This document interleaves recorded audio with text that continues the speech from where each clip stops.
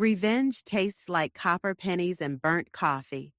That's what I discovered the moment I opened the video message from an unknown number, watching my husband of 3 years kiss Amanda Chen against his office window, 40 stories above Manhattan. I'm Isabel. Until 10 minutes ago, I was just another corporate translator with a corner office and a seemingly perfect marriage. Now I'm someone else entirely. The phone trembles in my hand as I replay the video for the fourth time. My wedding ring catches the fluorescent light of my office, mocking me with its sparkle. Each frame shows Nolan's hands moving across Amanda's back, their shadows stark against the setting sun beyond the glass. Isabel, the Korean investors are here. My assistant's voice crackles through the intercom. Tell them I'm having technical difficulties. My voice stays steady, professional, a skill learned from years of diplomatic translations. Reschedule for tomorrow morning. But Mrs. Carter, they've flown in specifically for tomorrow. I cut the connection, my eyes fixed on the screen where Nolan's betrayal plays on loop. The timestamp shows last Friday, while I was having dinner with my foster parents, celebrating Dad's retirement from the glass factory. My husband was writing his own version of our marriage vows. My phone buzzes with a text from Jenna. Lunch? That new place on 47th? I type back, need you, now, my office. 20 minutes later, Jenna bursts through my door, her marketing agency lanyard swinging. What's wrong? You never cancel meetings. She stops short when she sees my face. Oh God, who died? My marriage. I hand her the phone. Her perfectly lined eyes widen as she watches. That absolute bastard. She sets the phone down like it's contaminated. When did you get this? This morning. Anonymous number. Could be fake? I shake my head. The tie he's wearing? I bought it last month, and that's definitely his office. I've been there enough times for their holiday parties. Jenna paces, her heels clicking against the hardwood. Does Judith know? The mention of my mother-in-law sends a chill through me. Judith probably orchestrated it. She's been trying to push me out since day one. I'm not exactly the society wife she wanted for her precious son. What are you going to do? I stand and walk to my office window, looking down at the city below. 3 years of enduring Judith's subtle jabs about my foster care background, of Nolan gradually pulling away, of trying to prove I belonged in their world. I'm going to destroy them, I say, surprised by the coldness in my voice. Not just Nolan, Judith too. They want to play games? Fine, let's play. Isabel. Jenna's voice carries a warning. Think about what you're saying. Your parents. The Thompsons taught me about love and family. Nolan and Judith are about to teach me about revenge. I turn from the window. Will you help me? Jenna studies me for a long moment, then nods slowly. Whatever you need, but promise me one thing? What? Don't lose yourself in this. I've known you since college. You're better than them. My phone buzzes again. A text from Nolan. Dinner tonight? Have news to share. I smile, imagining the lies he's prepared, the excuses he'll offer. I won't lose myself, I tell Jenna. I'm going to find myself, and they're going to wish I hadn't. I pick up my phone and type back, can't wait. I have news too. The game begins now, and I intend to win. Dad's hands still smell like glass dust and metal when he hugs me. The familiar scent hits harder tonight, making my throat tight as I stand in the Thompsons' kitchen. Their modest home feels like a fortress compared to the hollow mansion I share with Nolan.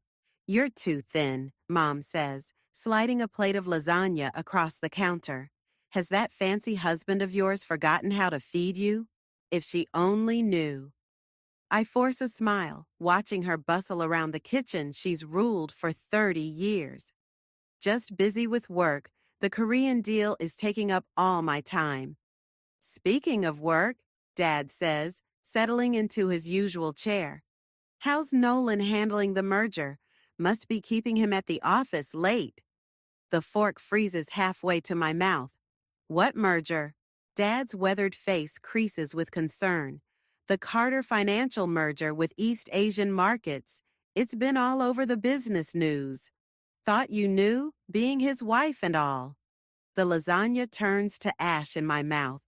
Nolan hadn't mentioned any merger, but he'd mentioned Amanda Chen's expertise in Asian markets countless times over dinner.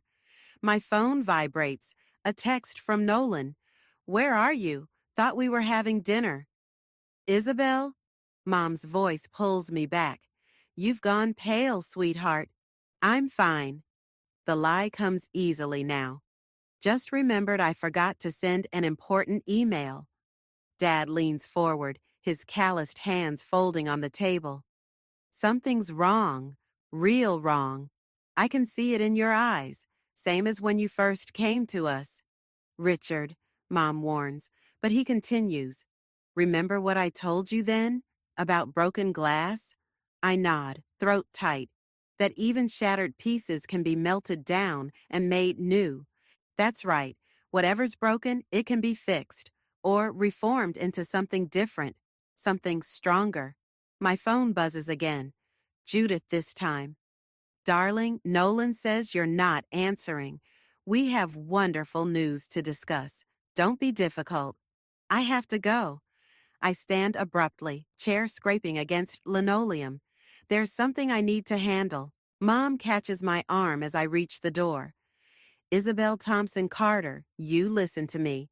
Whatever's happening, remember who you are, not who they want you to be. I kiss her cheek, breathing in the scent of home. I know exactly who I am. That's what scares me. The drive to Nolan's office takes 30 minutes. Security waves me through. Mrs. Carter, always welcome. The elevator rises smoothly to the 40th floor, each ping marking another step toward confrontation. I hear their voices before I reach his office. Nolan and Amanda discussing profit margins and market penetration like they weren't penetrating something else entirely last week. Isabel? Nolan spots me through the glass walls. What are you doing here? Surprising my husband. I step inside, smile fixed. Hello, Amanda. Working late again? Amanda gathers her papers, perfectly manicured nails clicking against the desk. Just finishing up merger details. I'll leave you two alone. No need, I say sweetly. I'm sure whatever you're discussing affects me too. After all, I handle all our Asian translations. Nolan's jaw tightens. We haven't announced the merger yet. It's confidential. Like your office meetings after hours? Amanda pales, nearly dropping her papers. I should go. Yes, you should. I turn to Nolan as she flees. Interesting choice, putting the merger lead in charge of your extramarital activities too. Very efficient. Isabel, save it. Your mother's waiting to celebrate your wonderful news, remember? Should I tell her what I'm celebrating? He reaches for me, but I step back. Let me explain. The merger, Amanda, it's complicated. No, it's quite simple. I move toward the door. You chose your path. Now I'm choosing mine. What does that mean? I pause, hand on the door frame. Ask your mother.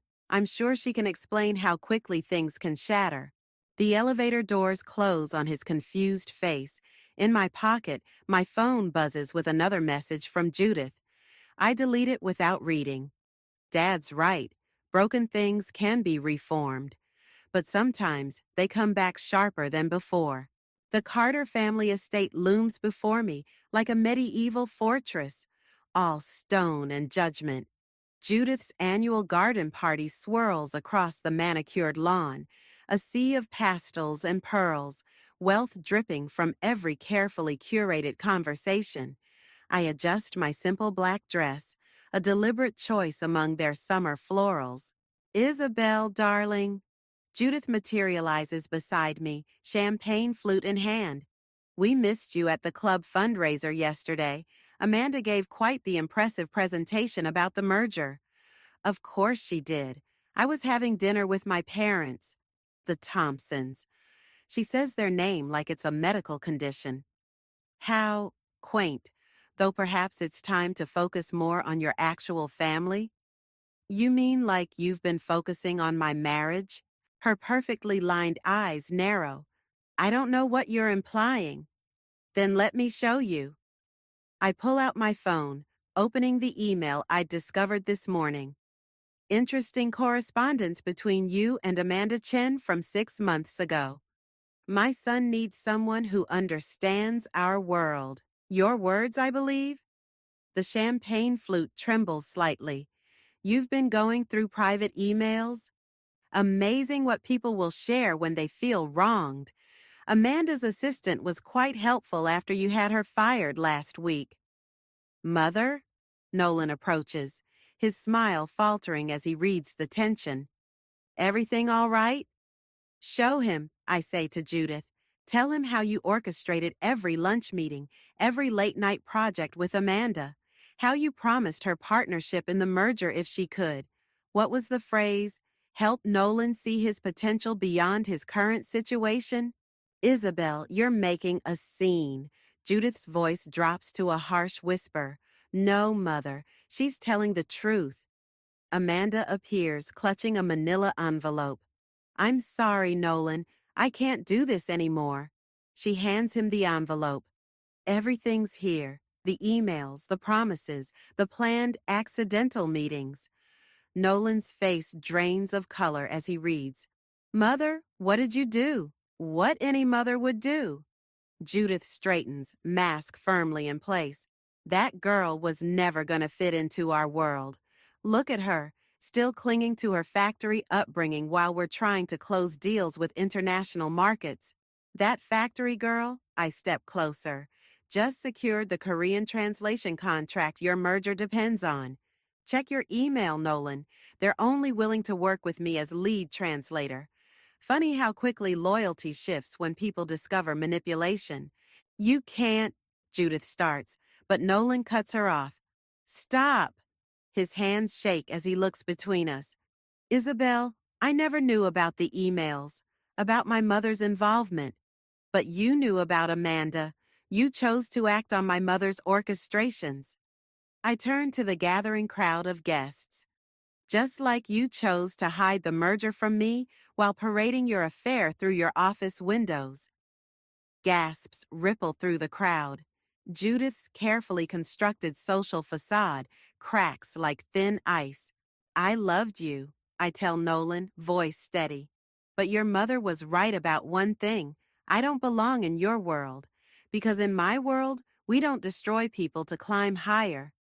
Please, he reaches for me. We can fix this. No, I step back, but we can end it. The divorce papers are in your office. Sign them or the emails go public. Your choice. You wouldn't dare, Judith hisses. You'll destroy everything. I think of Dad's words about broken glass, about reformation. Sometimes destruction is necessary for rebuilding. You taught me that. Turning away, I walk through the parting crowd. Behind me, I hear Judith's sharp intake of breath, Nolan calling my name, Amanda's heels clicking as she flees. But I don't look back. My phone buzzes, Jenna texting from her watch post. Holy shit, you actually did it. You okay? I text back one word. Free. The garden party dissolves into chaos behind me, but I feel only peace. Let them scramble to contain the damage. I've learned that some things aren't meant to be contained, like truth, like justice, like the satisfaction of watching carefully laid plans shatter against their makers. Dad was right. Broken things can become something new. And sometimes that something is exactly what you were meant to be all along. 3 days after the garden party, my office door swings open without warning. My boss, Marcus Chen, stands there with a face like thunder.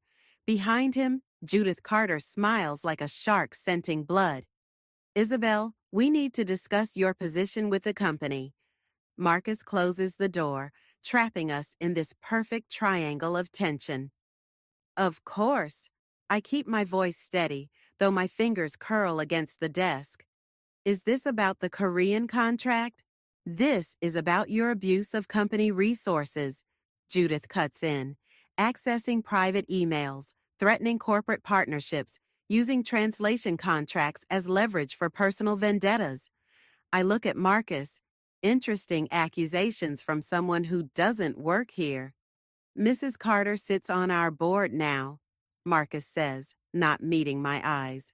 The merger includes several board position changes.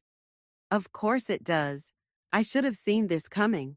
The Korean contract? I ask, already knowing the answer. Being reassigned to Amanda Chen's team. Judith's victory gleams in her eyes. Given your personal conflicts, it seems appropriate. My phone buzzes. A text from Jenna. 911. Check your email now. If you'll excuse me, I reach for my laptop. I need to verify something with legal. There's nothing to verify, Judith says smoothly. The paperwork is already processed. I open the email anyway. It's from Amanda Chen, subject line empty. Inside is a single video file. Security footage from Judith's office at Carter Financial. The timestamp shows yesterday. Before you make any decisions, Marcus, I turn my laptop around. You might want to watch this. The footage plays silently. Judith and Amanda in heated discussion. Money changing hands. Amanda's resignation letter being torn up. A clear view of Judith's notebook as she writes, transfer Isabel's contracts. Remove obstacles. Marcus's expression darkens. Mrs. Carter, what exactly am I looking at? A desperate fabrication, Judith snaps, but her perfectly maintained composure cracks slightly. Obviously doctored by a disgruntled employee. Obviously, I agree, except our IT department can verify its authenticity, and the SEC might be interested in the insider trading discussion that follows. Should I play that part? Judith's hand trembles as she reaches for her phone. You have no idea what you're doing. Actually, I do. For once, I really do. I stand, gathering my things. Marcus, I quit.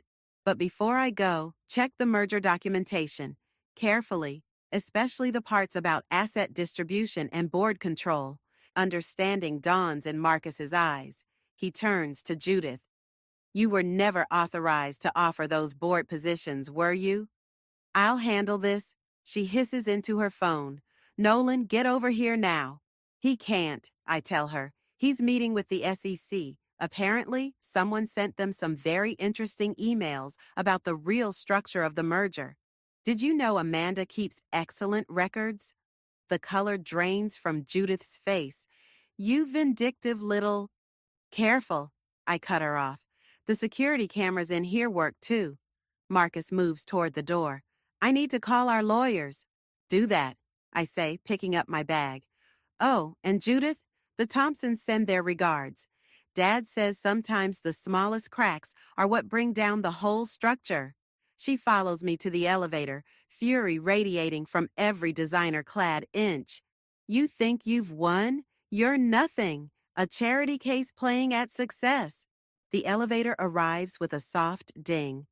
No, Judith, I'm exactly what you made me, someone who learned to play your game better than you. As the doors close, I see Marcus rushing toward his office, phone pressed to his ear. My own phone buzzes again. Jenna, done. Evidence sent to all board members. You okay? I text back. Never better. The truth is, I'm exhausted. Revenge takes more than it gives.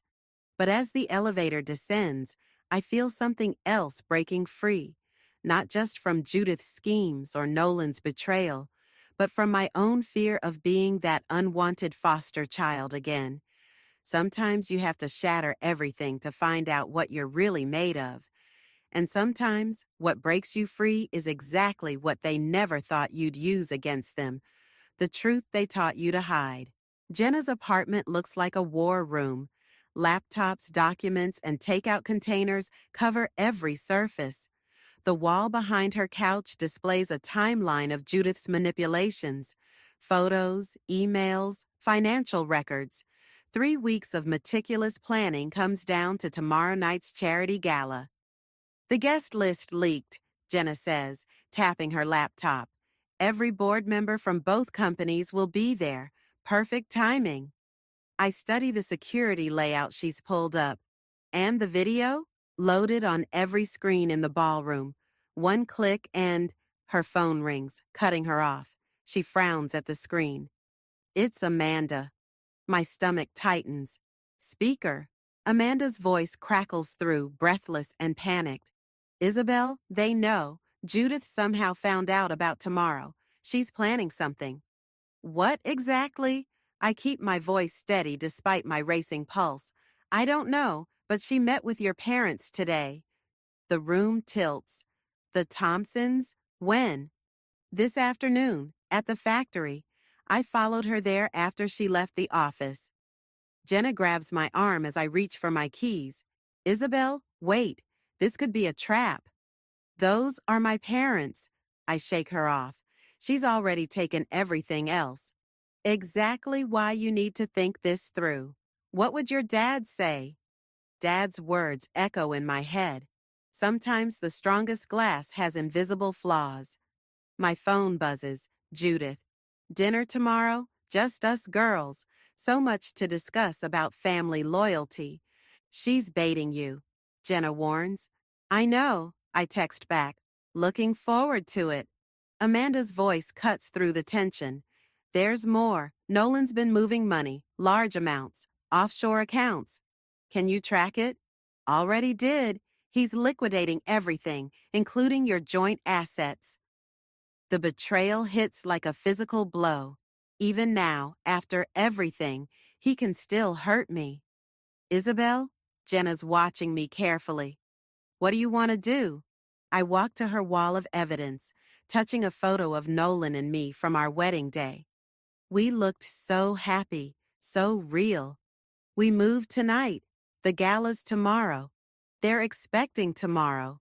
Tonight we take everything they think is safe. I turn to face them. Amanda, can you access the offshore account numbers? Yes, but send them to my lawyer. Now. Jenna, release the merger evidence to the board members tonight instead of at the gala. And tomorrow? Jenna asks. Tomorrow, I keep my dinner date with Judith. That's insane, they say in unison. No, it's perfect. While she's trying to threaten me over appetizers, the board will be discovering her fraud. By dessert, she'll have nothing left to bargain with. And your parents? Amanda asks quietly. They taught me that sometimes you have to break something completely to build it stronger. I pick up my phone as it buzzes again. Dad calling. But first, I need to make sure they're safe. Isabel. Dad's voice is tight with worry. Judith Carter was here. I know. Are you and Mom okay? We're fine. But baby girl, she had photos of you meeting with Amanda, with lawyers. She says you're going to destroy her family. She destroyed mine first. A long pause. Your mother's worried you're losing yourself in this. I'm finding myself, Dad. Finally. At what cost? His voice cracks. The Isabel we raised wouldn't. The Isabel you raised was weak. They made sure I knew that every day. No. His tone sharpens. The Isabel we raised was strong enough to love despite being hurt. Don't let them take that from you, too. The words hit harder than any of Judith's threats. Behind me, Jenna and Amanda wait in tense silence. I have to go, I tell him. Lock the doors tonight. Don't answer for anyone. Isabel, I hang up, turning to face my co-conspirators. Send everything, now. Tonight we break them all. As they rush to comply, I stare at my wedding photo again. Dad's right. I am losing myself. But maybe that's the price of justice. Or maybe it's just what I tell myself to justify becoming exactly what Judith always said I was, an outsider who destroys everything she touches. Tomorrow we'll find out which version of me survives. The charity gala glitters like broken glass, all sharp edges and false brilliance. I adjust my red dress, the color of warning, of blood in the water. As Judith approaches my table, triumph already gleaming in her eyes. Darling, you came. She sits, diamond bracelet catching the light. Though I'm surprised you'd show your face after last night's unfortunate email leak. Someone had to witness your grand finale. I sip my water, watching the room fill with board members and socialites. Where's Nolan? Dealing with your mess, naturally. The board seems quite concerned about those merger documents you distributed. My phone vibrates. Jenna. Amanda's gone dark. Can't reach her. Ice slides down my spine, but I keep my expression neutral. Fascinating how quickly loyalty shifts, isn't it? Indeed, Judith's smile sharpens. Speaking of loyalty, your parents send their regards. Such a shame about the factory inspection tomorrow. Safety violations can be so costly. The threat lands like a physical blow. You wouldn't I? Your father's hands already shake from nerve damage. One anonymous tip about unsafe conditions. She shrugs delicately. At their age, starting over would be impossible. Nolan appears beside us, looking haunted. It's done, Mother. The board accepted our explanation about the documents being fabricated. Of course they did. Judith pats his hand. Family always protects its own. Is that what you call it? I stand, fury burning through my veins. Show them the video, Nolan. Tell them how your mother orchestrated everything. The affair, the merger, all of it. Isabel, please. His voice cracks. They'll destroy us. You destroyed us first. Enough. Judith rises, steel beneath silk. Amanda provided a full statement about your attempts to sabotage the merger. Security footage shows you accessing private files. The board knows everything. Amanda would never. Money speaks louder than loyalty, dear. You taught us that. She gestures to the approaching security guards. These gentlemen will escort you out, unless you'd prefer they call the police? My phone buzzes again. Dad. Factory inspectors just left. Said they received multiple complaints. What's happening? The room spins slightly. Everything I'd planned, every piece of evidence, turned against me. Even Amanda. One last chance, Judith whispers. Walk away now, or I'll take everything. Your parents' factory, your career, every last shred of dignity you think you have left. Nolan won't meet my eyes. The security guards draw closer.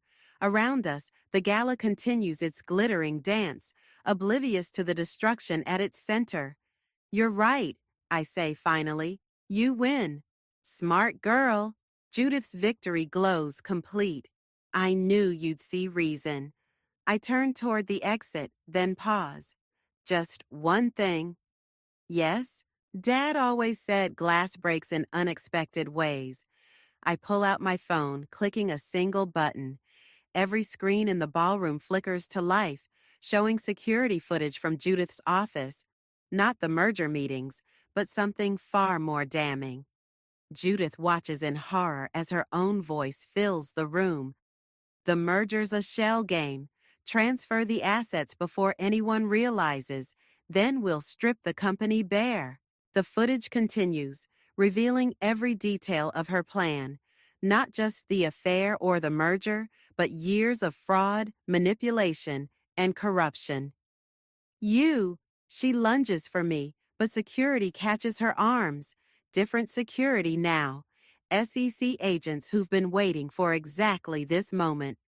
The thing about glass ceilings, I tell her as agents approach, is that when they break, they shatter everything below them too. Nolan stares at his mother as understanding dawns. You used me. All of it. Amanda, Isabel, the merger. I protected you, Judith shrieks as they lead her away. Everything I did was for you. But he's already walking away, shoulders bowed under the weight of truth. My phone buzzes one last time. Amanda. Sorry for going dark. Had to make sure the SEC got everything. We did it. The gala dissolves into chaos around me. I should feel triumphant, but all I feel is hollow, because in breaking them, I've broken something in myself, too. Something that maybe can't be reformed. Dad was right. The strongest glass has invisible flaws. I just never thought mine would be the need for revenge itself.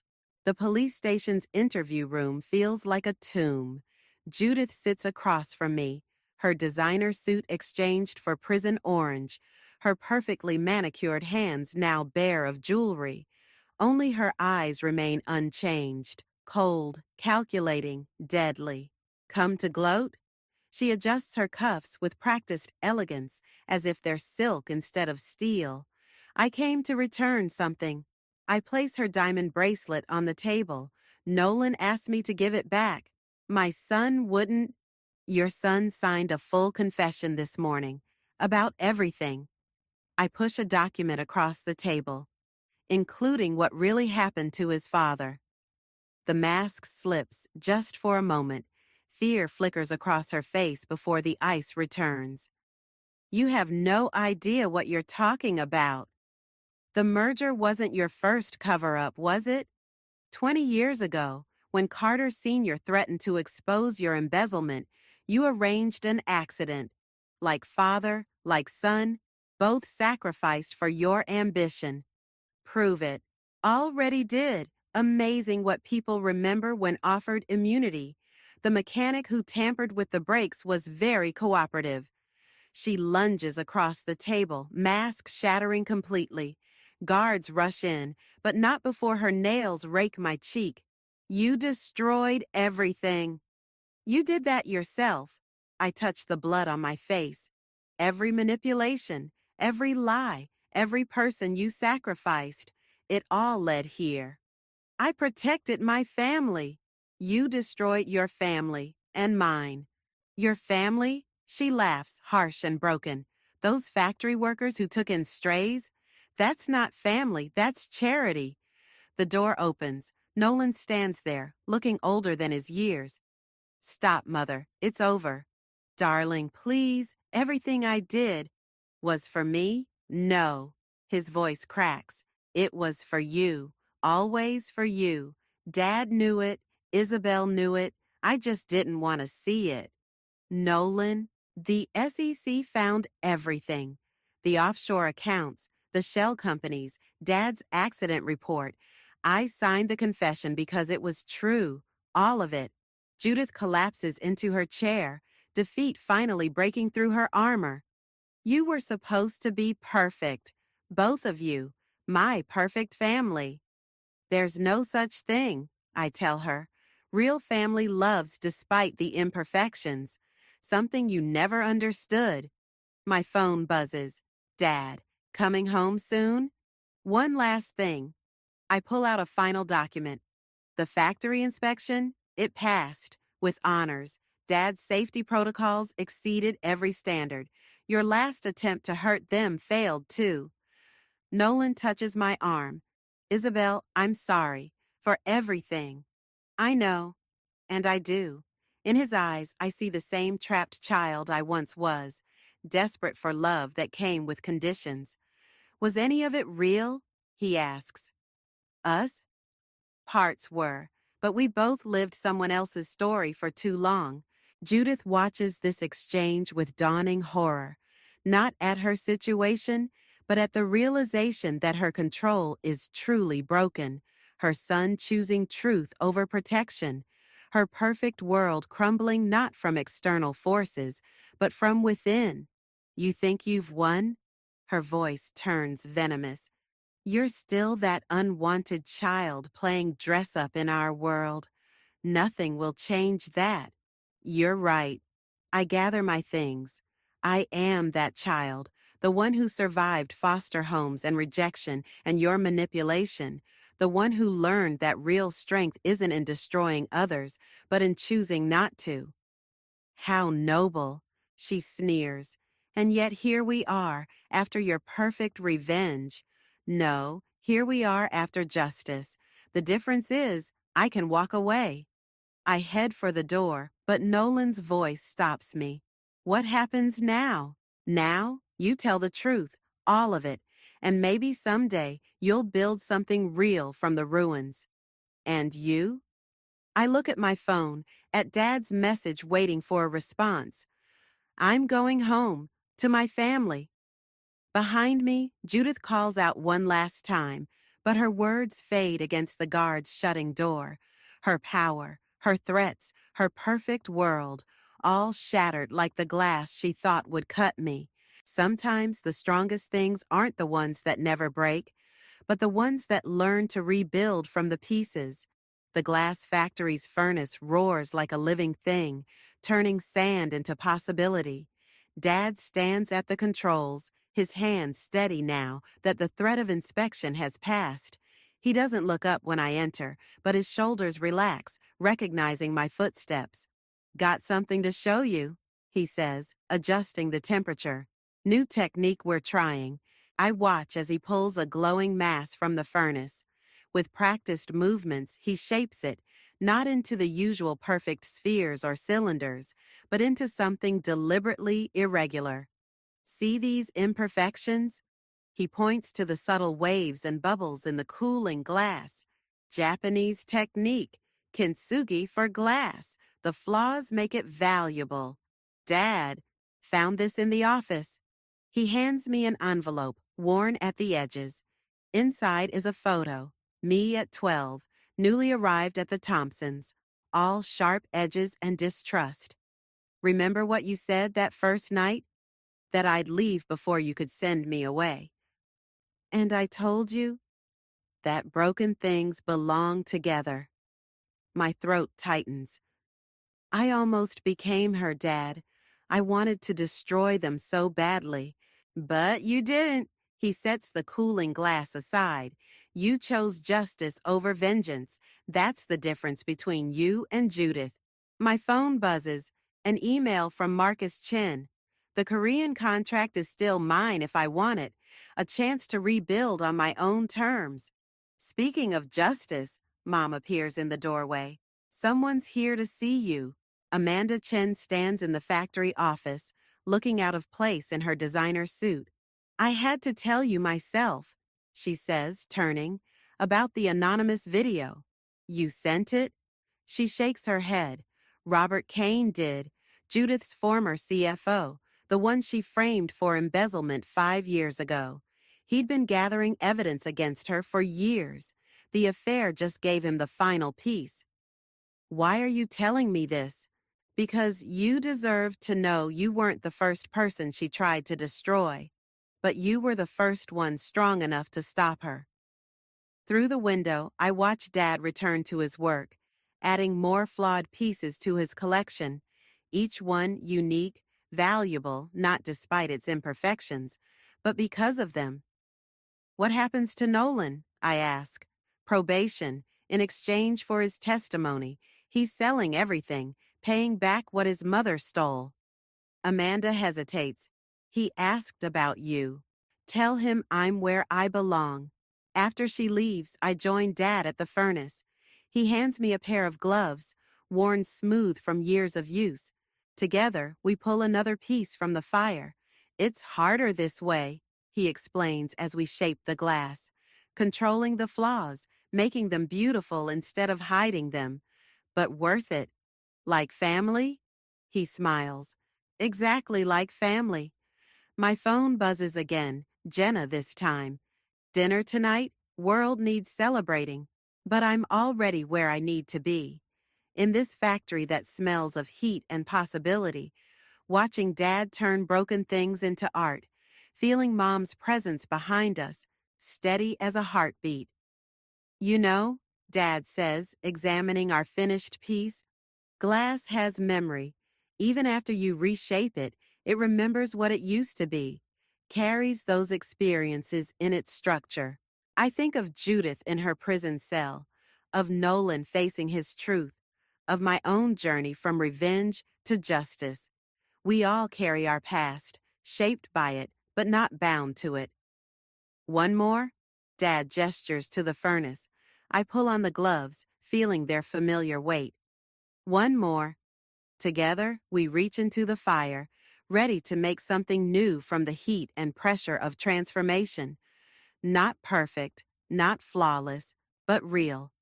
Like family, like love, like forgiveness. Sometimes the strongest things aren't the ones that never break, but the ones that learn to carry their breaks with grace, turning wounds into windows, letting light shine through the very places they once shattered. You unemployed trash, divorce my daughter. My father-in-law, Lucas, berates me for working from home, treating me as if I'm unemployed. His behavior has always been rough towards both me and my wife, Emma. This was supposed to be his last chance to change his ways. That's why I reached out, but this was his response. Understood. If you get it, then get moving, you slowpoke. I see that's your answer. That's very disappointing. What? Ignoring Lucas's continued shouting, I hung up the phone. The next day, Lucas repeatedly called my cell phone. Probably, the main office had contacted him regarding this matter. He seemed quite panicked from the barrage of calls. But it's too late. I blocked his annoying, persistent calls. My name is Henry Torres, 40 years old. I work as a systems engineer for Exosystems, a major IT company. Our company excels in developing Japanese input software, web teaching materials, and ICT for educational settings. Even if you don't know the name Exosystems, you're likely using our products daily. Exosystems, playing a key role in societal infrastructure, had a turnover exceeding $5 billion last fiscal year. I started my career in input software development and have also worked as a web producer. Currently, I am involved in developing systems for educational settings at the Education Support Department. It's an area that my company has a strong focus on now. The job environment is busy, often leaving no distinction between day and night. But being recognized for my abilities is genuinely satisfying. Lately, I've been particularly passionate about my work. It's because I got married and started a family 2 years ago. My wife, Emma Torres, is 29 this year. Her family is of a distinguished lineage, overseeing several major companies. Exosystems, where I work, is also under the umbrella of the Torres Group. I was able to meet Emma, who is much younger than me, through a traditional arranged marriage. Emma's grandmother, Louise Torres, knew of my work ethic and arranged the meeting between Emma and me. By the way, I married into her family and changed my last name. It's a common story among prestigious families, but I have no regrets. I met a wonderful woman like Emma after all. However, there are concerns. Emma has a terrible relationship with her father, Lucas. Lucas is overly controlling towards her. It seems it has been like this since she was young, and Emma has been unable to pursue her interests. She really wanted to work in education, but Lucas wouldn't let her out of the house. As Lucas is my father-in-law and we live together, I've seen firsthand how controlling he is towards Emma. Emma is unusually quiet and docile for her time, so she can't speak up against her father. We could marry because Louise, seeing her granddaughter's situation, took action herself.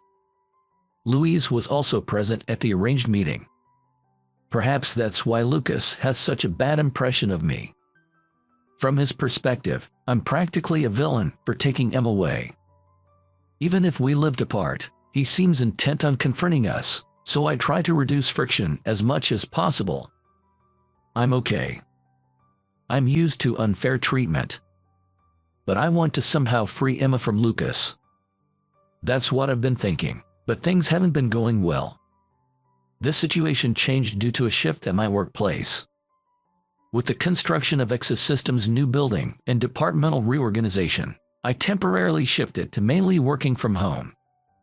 This meant more chances to face Lucas directly. Henry, is this the demo screen for the new system? Yes, it's still in development, so it's not public yet. Today, while I'm working in my study, Emma brings in tea for a break. Peering at the PC screen, she nods to herself. I see, you're controlling the eye movement to make it easier to transition to the next screen. This seems easy to understand for children. Emma's comments are spot on. As a direct descendant of a family that has produced many businessmen, she's incredibly talented. Just by looking at the screen, she could provide very clear lessons if she taught. It's a real waste that she's bound by her father and can't work. As I'm thinking this, the study door is abruptly opened. Emma, how long will you waste your time on this man? Come out now. Father, I was just bringing Henry some tea. There's no need to serve tea to such a person. Lucas, veins throbbing on his temple, shouts. He's Emma's father and my father-in-law. He's currently 58 years old. It seems he's a board member for a company within the Torres corporate family. Lucas might be a board member, but he's in name only, always calling meetings that turn out to be trips for entertainment or golf outings. It's rude to say, but it wouldn't be wrong to call him a salary thief. He used to be competent at his job, but it seems his sense has been dulled by the grandeur of the family name. I couldn't stand to see Emma yelled at anymore, so I took her out of the room. Then Lucas looked at me with contempt. Thinking you're all that for using a computer when you've been fired from the company. Lucas, as I've told you before, this is remote work and I have not been fired. Lucas staunchly refuses to be called father-in-law by me. Likewise, he has never called me by my name. Don't lie, you thief, I know it. You're always at home during the day, and then you sneak out at night. If that's not proof of being unemployed, what is? I work for my study during the day. The night outings are because of sudden requests for help from work. I agree that having no distinction between day and night is a problem, but Lucas really doesn't understand remote work. It seems he sees me as a trash man who pretends not to have been fired from his job. When the hatred is so biased, it's hard to know the right way to respond. You worthless freeloader, you should just leave this house and Emma. Lucas muttered as he left the study. I leaned back in my chair and let out a deep sigh. A few days later.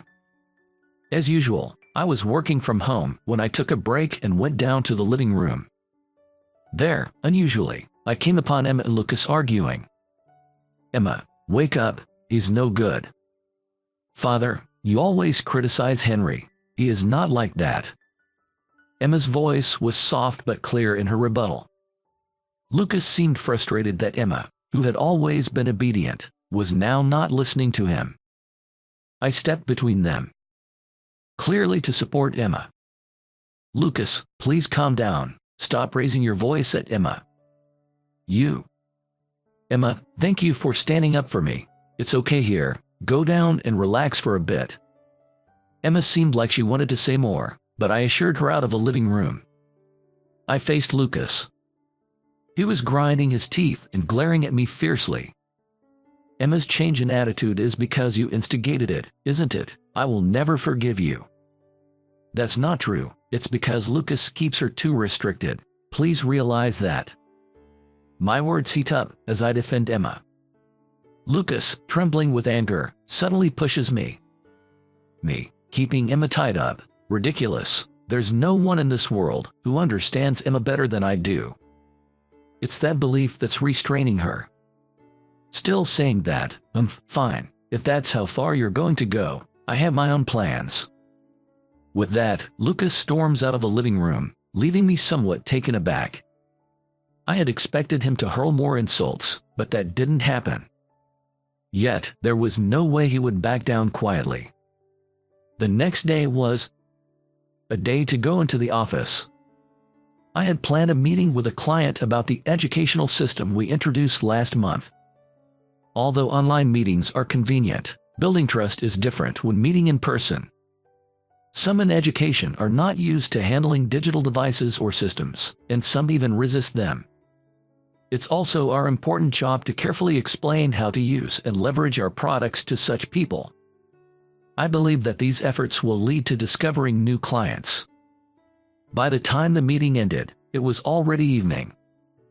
Allowed to go straight home, I headed there. But at the front door, I noticed something was wrong. Strange, the key doesn't fit. The key that worked fine when I left for work now wouldn't fit in the lock. A bad feeling washed over me. Then, from the balcony above, a voice called out, "What's the rush? You look like a child locked out." "Lucas, you didn't." I would never let someone who seduces Emma and leads her to ruin cross this threshold again. "There's no place for you in this house. Get out, you incompetent." I couldn't believe it. He changed the locks while I was at work. What does Emma say about this? She doesn't want to see you. Poor thing, she must have really hated living with you. Lucas exaggeratedly shrugged. I called out to Emma several times, but there was no response from inside. Something was clearly wrong. I was considering whether to break a window to check inside when suddenly, a message arrived on my phone. It was from Emma. "I'm okay. Please contact me at this number when my father isn't around." The message included a phone number. Relieved that Emma was safe, I silently got into my car. "Don't ever come back." Leaving Lucas laughing loudly behind, I drove away. I parked at a distance and called the number Emma had given me. It was her parents' home. The person who answered the phone was her, and she shared a shocking story. Lucas had ordered his subordinate to forcibly take Emma back to her parents' house while I was at work. The subordinate was a manager at the company where Lucas serves as a board member. From his repeated apologies, it was clear he was someone who couldn't oppose Lucas. "You would go that far just to drive me out?" "Henry, please come to the Torres mansion today. There's a lot we need to discuss." Emma's words, tinged with resolve, made me nod and start the car. Her family home is the main Torres household. It's virtually the headquarters of a family that leads some of the top companies in Japan. The property is fittingly extensive. It was the first time I had visited Emma's family home since we reported our marriage. Guided by someone who appeared to be a servant, I parked in the estate's parking area. I was not directed to the central building used for receiving guests, but to the main house where the Torres family lives. "Henry, are you all right?" "Emma, I'm so glad. I was worried about you." Emma greeted me at the entrance of the main house. I had been concerned because I heard she had been taken there by force, but for now, I was relieved to see her safe. But why would Lucas do such a thing? "I think he's trying to separate us. He said that a mongrel and incompetent man like me has no place in the esteemed Torres main house. He expected that I would be turned away at the gate. But here I am, very courteously guided, I thought. Then a woman came from the back. A mongrel and incompetent. I wonder whose words those are. She was impeccably dressed in an elegant outfit, her posture ramrod straight. I hurriedly bowed my head. "It's been a while, Louise. I'm terribly sorry for the trouble I've caused." "There's no need for you to worry about that. Come in, please." These welcoming words came from Emma's grandmother, Louise Torres. At 73, she showed no signs of her age. She is the current head of the Torres family. I was led into the parlor, where I sat across from Louise. Emma sat next to me. After sipping her tea, Louise looked somewhat exasperated. I asked her, "Earlier you mentioned, who exactly says he is a mongrel and incompetent? What did you mean by that?" "Well, it's about time I told you about Emma's stepfather, Lucas." "Emma's stepfather?" Louise began to explain. "It turns out, Lucas is not biologically related to Emma. They are connected only by adoption. For Emma as well, Lucas is her stepfather. Emma's real father died in an accident before she was old enough to remember. Her biological mother, Sophia, has always been frail and is now recuperating in a facility. Fearing that the family lineage would end, the Torres family welcomed Lucas as a son-in-law when Emma was still young. At the time, Lucas, a very energetic corporate warrior, seemed capable of supporting the sickly Sophia and young Emma. It seems that was a grave mistake. Louise sighed deeply. I looked at Emma. Did you know about this, that Lucas was an adoptive parent? I'm hearing this for the first time. I only found out recently, actually. We were supposed to discuss this after I came of age. But because of the poor relationship between my father and me, both my mother and grandmother hesitated about the right time to tell me. They were worried it might worsen our relationship further, and what my mental state would be, or what he might do next. I see, that explains it. Perhaps Lucas clings to Emma because he feels insecure about his position. As long as he holds the reins on Emma, he feels like a true member of the Torres family. To me, that's just ridiculous. Then, with a resolve, Emma said, Grandmother, I cannot forgive my father for what he's done this time. I'm not his puppet anymore. I want to make that clear to him. Well said, Emma. You become much stronger than before. Maybe it's because you're with Henry. After smiling gently, Louise looked at me. Henry, I'd like your help with this, if that's all right. Yes, I'll do whatever I can. I want Emma to be free, too. I answered firmly. Then we began to plan our resistance against Lucas. Emma was surprisingly proactive this time. Apparently, she couldn't stand his treatment of me any longer. Having been allowed to stay in the main house, the next morning I called Lucas. Emma was right beside me. I intended this call to be my final ultimatum. Hello, Lucas, this is Henry. I'm calling today because there's something important we need to discuss. You again. It's futile to seek forgiveness now. You're not suitable for Emma or the Torres family. Know your place. Lucas, your actions this time were excessively rough. It's unforgivable to involve Emma like this. I'll say this only once. Apologize to Emma and change your ways.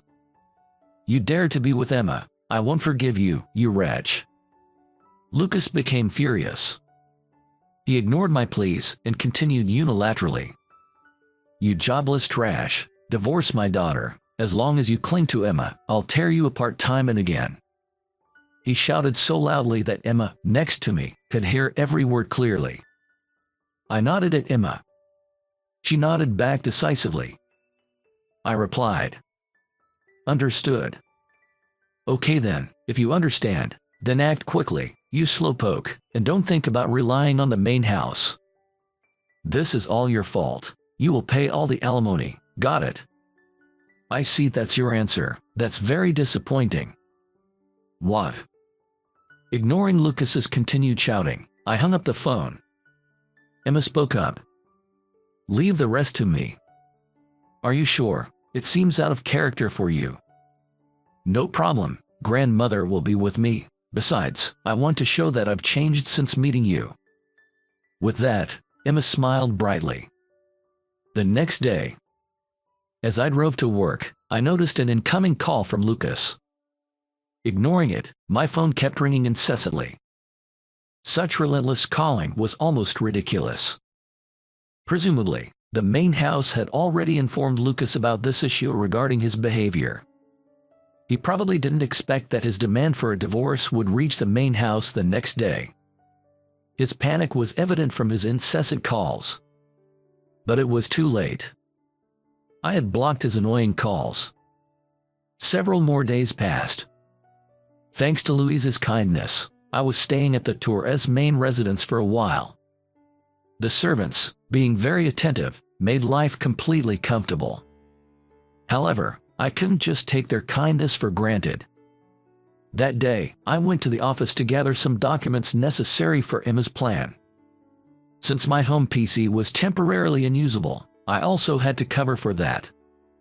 Fortunately, my home PC was locked, and essential information was stored in the cloud, so there was no risk of Lucas misusing it. After finishing my tasks, I returned to the Torres residence. Lucas was standing at the entrance, apparently having a dispute with a servant. It seemed he was complaining about not being allowed onto the property. Noticing me in my car, he marched over. "What are you doing here? This is the Torres main residence. It's no place for jobless trash like you." "What are you doing here, Lucas?" I asked him nonchalantly, and Lucas became enraged. He banged on the driver's side door. "Ignoring my calls, and you dare spread lies to the main house. Just watch. I can easily crush you now that you're nothing but a commoner after divorcing Emma. Now get out of here, you trash. I don't understand what you're saying. Moreover, I don't need to listen to your insults anymore." "What?" Ignoring his continued rage, I drove into the property. A servant politely guided me as usual. Lucas was shocked. "Hey, why are you letting him in so easily? Let me in too. Move aside." "I cannot. I have strict orders not to let you in until permission is granted." "Damn it, why is he treated better than me? I can't accept this." Even with the windows up, I could hear Lucas's screams. I parked the car and headed towards the main house. Louise was standing at the entrance. "Welcome back, Henry. I guess that man tried to storm in here, didn't he?" "Just Louise. How is Emma doing?" "She's quite resolved now. She finally looks like someone befitting a Torres. It's all thanks to you, Henry." I shook my head. "Emma is the remarkable one here. Breaking free from years of oppression is no easy feat. I am merely there to support her. Since we got married, I have been busy with work and Emma has been my support. Now, it's my turn to support what Emma wants to do." I gripped my business bag tightly. Louise noticed and nodded. "It looks like you've managed to gather the necessary documents." "Yes, here they are." "Good, actually, today, the main members of the family are gathered. That man probably knew this and came over. It's a good opportunity. Let's start the plan we discussed today." Louise instructed a servant to direct Lucas to the central building for guests. "Henry, you should join the family meeting as well." "Is that all right?" "Of course, Emma has become dependable, but she'll surely feel more at ease with you by her side." I was pleased with Louise's trust. I nodded vigorously. Minutes later, in the large reception room of the Torres house, Louise and other influential family members lined up. Among them were board members from Exo Systems. I nodded silently to the board members and sat next to Emma. Lucas sat alone at the least honorable seat, seemingly not expecting to be brought before the Torres family elders. Initially, he was boisterous, but now he sat silently, wiping sweat from his brow. Then, Emma stood up and deeply bowed to those gathered. "Ladies and gentlemen, thank you for gathering here today despite your busy schedules. Today, I have something important to announce regarding my father, Lucas Torres." Her tone was firm and dignified. Many in the room knew Emma from her childhood. They narrowed their eyes at the sight of Emma, who had grown much stronger compared to before. It was clear that Emma was well loved by the people of the Torres family. Emma took a deep breath. "Recently, I was coerced by Lucas to divorce my husband, under the pretext that it's disgraceful for me, his daughter, to be associated with jobless trash." A murmur of "oh" was heard. It came from a board member of Exo Systems. He was aware of my hard work. The board member's gaze turned to Lucas, making him flinch under the intensity. Emma's accusations continued. "I truly love my husband. He has always supported me, even when I was feeling weak. Despite this, Lucas separated me from my husband, and even locked me out of our home. Neither my husband nor I have been able to return home since then." The gazes of the elders grew increasingly severe. Lucas's face was drenched in sweat as if he were sitting on pins and needles. "I have lived under Lucas's control all this time, but I can't take it anymore. Today, I gathered you all to let you know my feelings and current situation." "Wait, Emma, that's a misunderstanding. It's all because of that trash man there." Suddenly, Lucas pointed at me and raised his voice. He must have put you up to this, otherwise, Emma would never dare to do such insolent things. Insolent, Emma muttered, and Lucas fell silent. I spoke up. Lucas, these are Emma's true feelings. She has been suffering because of you for a long time. She finally gathered the courage to speak her mind, and you dismiss her feelings as insolence. What do you know about Emma? Lucas shouted, grinding his teeth. Ironically, his words only confirmed to the elders that he didn't understand anything. Emma no longer met Lucas's gaze. She bowed deeply again to the assembled elders. Please, everyone, I ask for your appropriate judgment on him. An unexpected rebellion from the daughter he had controlled. The unforgiving gazes of those higher in status than himself. Lucas was completely flustered and stumbled over his words. But the real issue was yet to be discussed. Now, let's confirm the agenda for today. Louise, who had been silent, finally spoke. About Lucas Torres's treatment here, can someone inform us about his performance? A board member stood up with documents in hand. Mr. Lucas currently serves as an external consultant for Horton Trading. However, his performance over the last few years has been nil. He has been using company funds for entertaining at various eateries under the guise of training and meetings. Additionally, several managers who endured his oppressive leadership have either resigned due to health issues or asked for a demotion. The board member slapped the paper. From this, it is clear his contribution to our group is non-existent, if not negative. Thank you, that's clear now. So, Lucas, do you have anything to defend yourself with?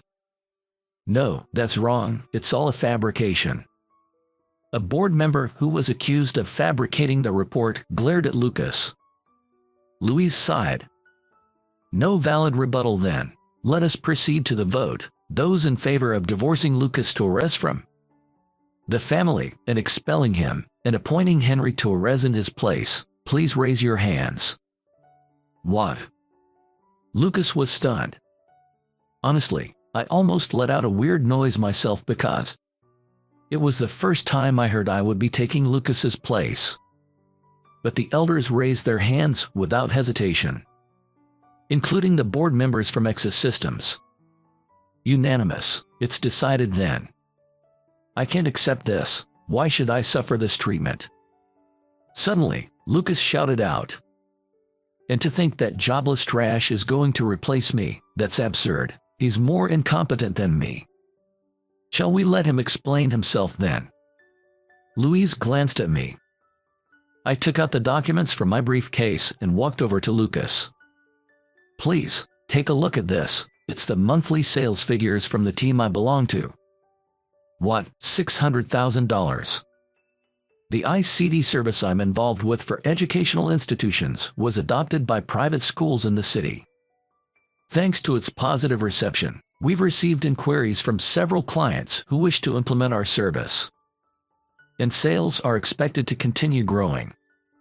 Lucas's hands trembled as he held the documents. Louise said with a mixed smile. $600,000 a month is about 10 times what you made in your prime. Lucas, and yet, you still think Henry is less competent than you? Yeah. Do we really need a consultant who can make accurate performance assessments? Ops? Lucas could only groan, his face turning red. Louise then formally declared, we will expel Lucas Torres from the family. A servant grabbed Lucas's arm to lead him out of the mansion. I said to Lucas, you are nothing but shackles binding Emma. That ends today. From now on, Emma and I will live freely. Damn it all. Lucas left with a frustrated scream. Afterward, Lucas officially divorced and his ties with Emma were dissolved. Having lost the support of the family, he was also dismissed as a consultant at Hinokado Rating. Having misused his power for so long, he was incapable of doing any significant work, so Lucas quickly lost his income. His high pride being his downfall, he left home and is now living a stricken life in a cheap apartment, scraping by day to day. Meanwhile, I was appointed as the head of the Education Support Department upon the completion of the new office building. Using my expertise, a consultancy position at Horton Trading has also been promised for the future. Emma started working as a web instructor using the system I developed. Having longed to work in education, she is thriving in her new role and quickly became a popular instructor, thanks to her innate elegance and competence. Emma, who had been so constrained, finally achieved the freedom she deserved. I felt increasingly proud of my work as it significantly benefited someone so important to me. One day, Emma and I were invited by Louise to visit the main house.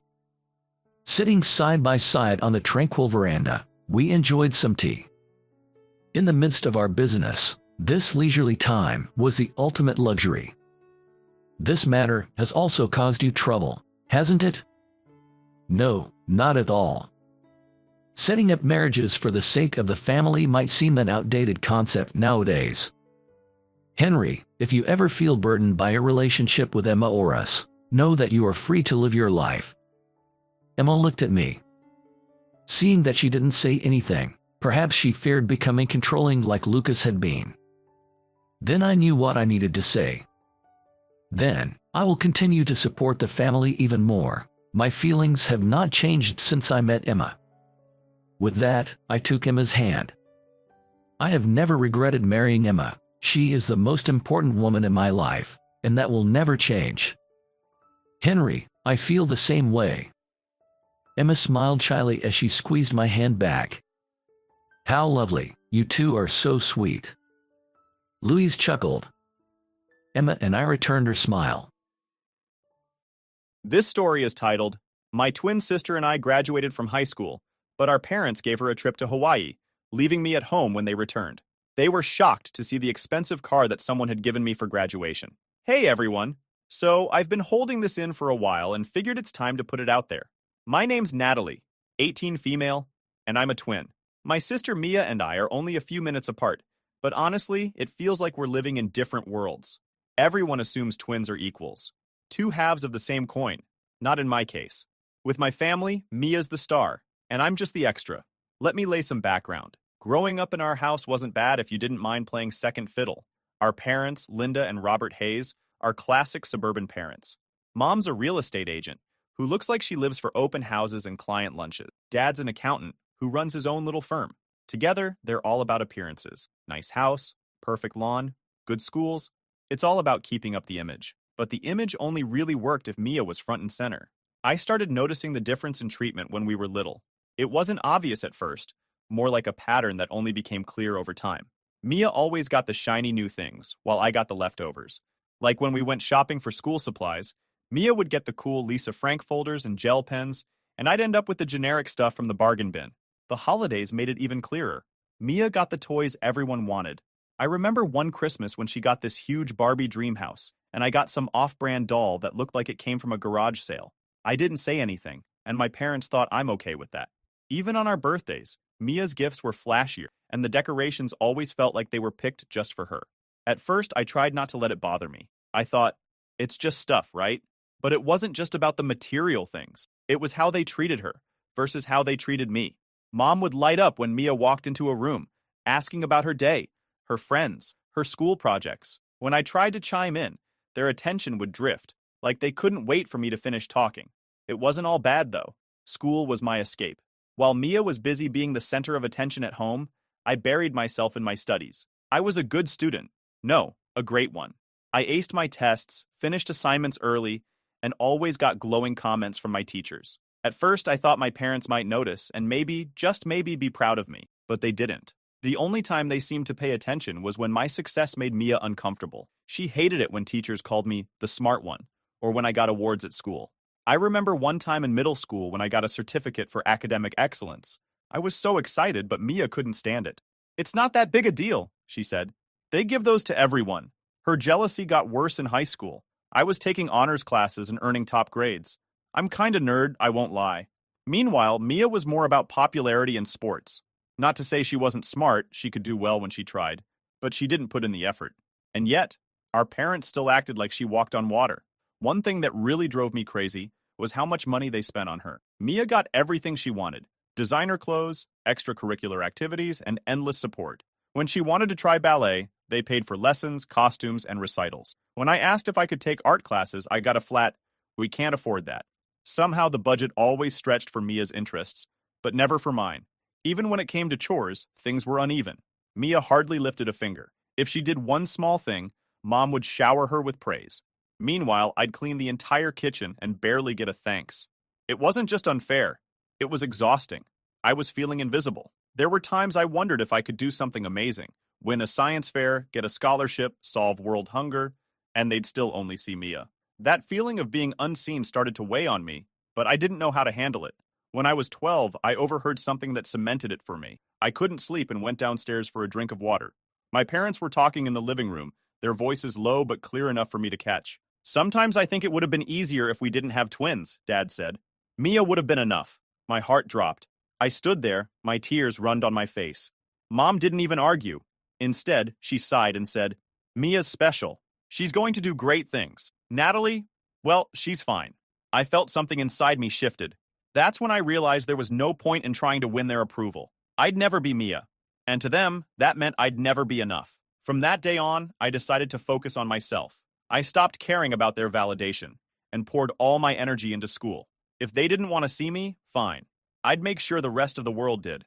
High school was a game changer. I took every advanced class I could and joined academic clubs. My teachers noticed my dedication and encouraged me. I got awards, scholarships, and recognition that I knew my parents would never give me. Funny thing is, the more I succeeded, the more it bothered Mia. She couldn't stand it when teachers praised me or when I got asked to tutor other students. She'd roll her eyes and mutter, "Teacher's pet," under her breath. Sometimes she'd even tell our parents I was showing off, but I didn't care. I wasn't trying to impress anyone. I was doing it for me. By the time college admissions rolled around, I knew I had a shot at getting into a top school. I worked hard on my applications, stayed up late writing essays, and made sure every detail was perfect. I wasn't just dreaming of leaving. I was preparing for it. Meanwhile, Mia barely tried. She applied to a state school that didn't require much effort and spent most of her time hanging out with friends. Our parents didn't seem to mind. "Mia's got other talents," Mom said once, as if that excused her laziness. As I waited for my acceptance letters, I couldn't help but feel a little hopeful. Maybe, just maybe, getting into a great college would finally make my parents see me. But deep down, I wasn't holding my breath. So, acceptance season finally rolled around, and I got the email I'd been waiting for: Columbia University, full acceptance. My heart was racing when I saw the letter. After all the late nights, essays, and the ridiculous mountain of applications, it finally felt like my hard work had paid off.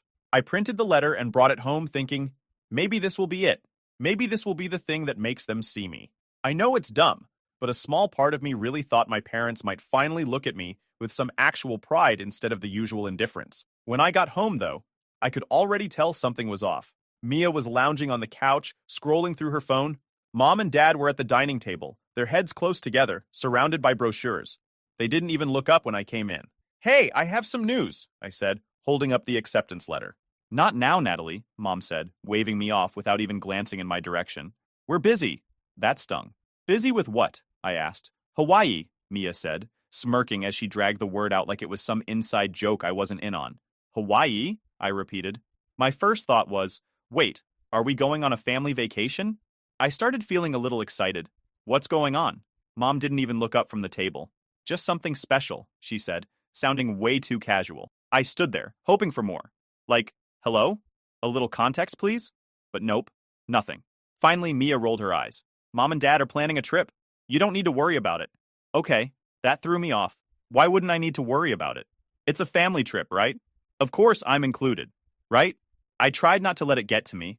I told myself, you're overthinking it. It's probably just a surprise for everyone. But later that night, as I was heading to bed, I heard them talking again in the kitchen.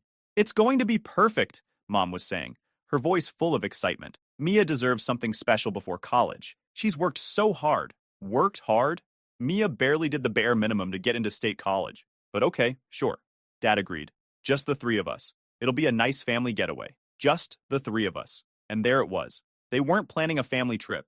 They were planning their trip, a celebration for Mia, and I wasn't even part of the equation. I looked at the acceptance letter sitting on my desk. The excitement I'd felt earlier was gone. Instead, I felt this dull, empty ache. I wanted to confront them, but what was the point?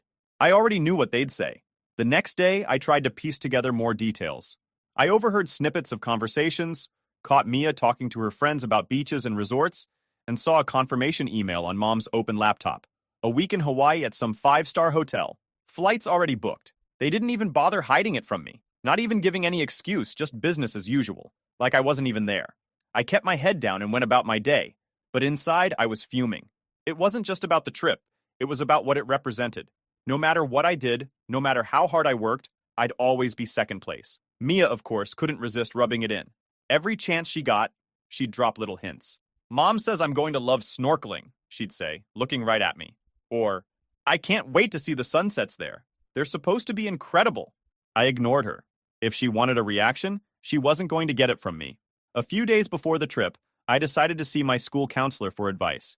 I told her about my acceptance to Columbia and how my parents were ignoring it while celebrating Mia's Hawaii trip.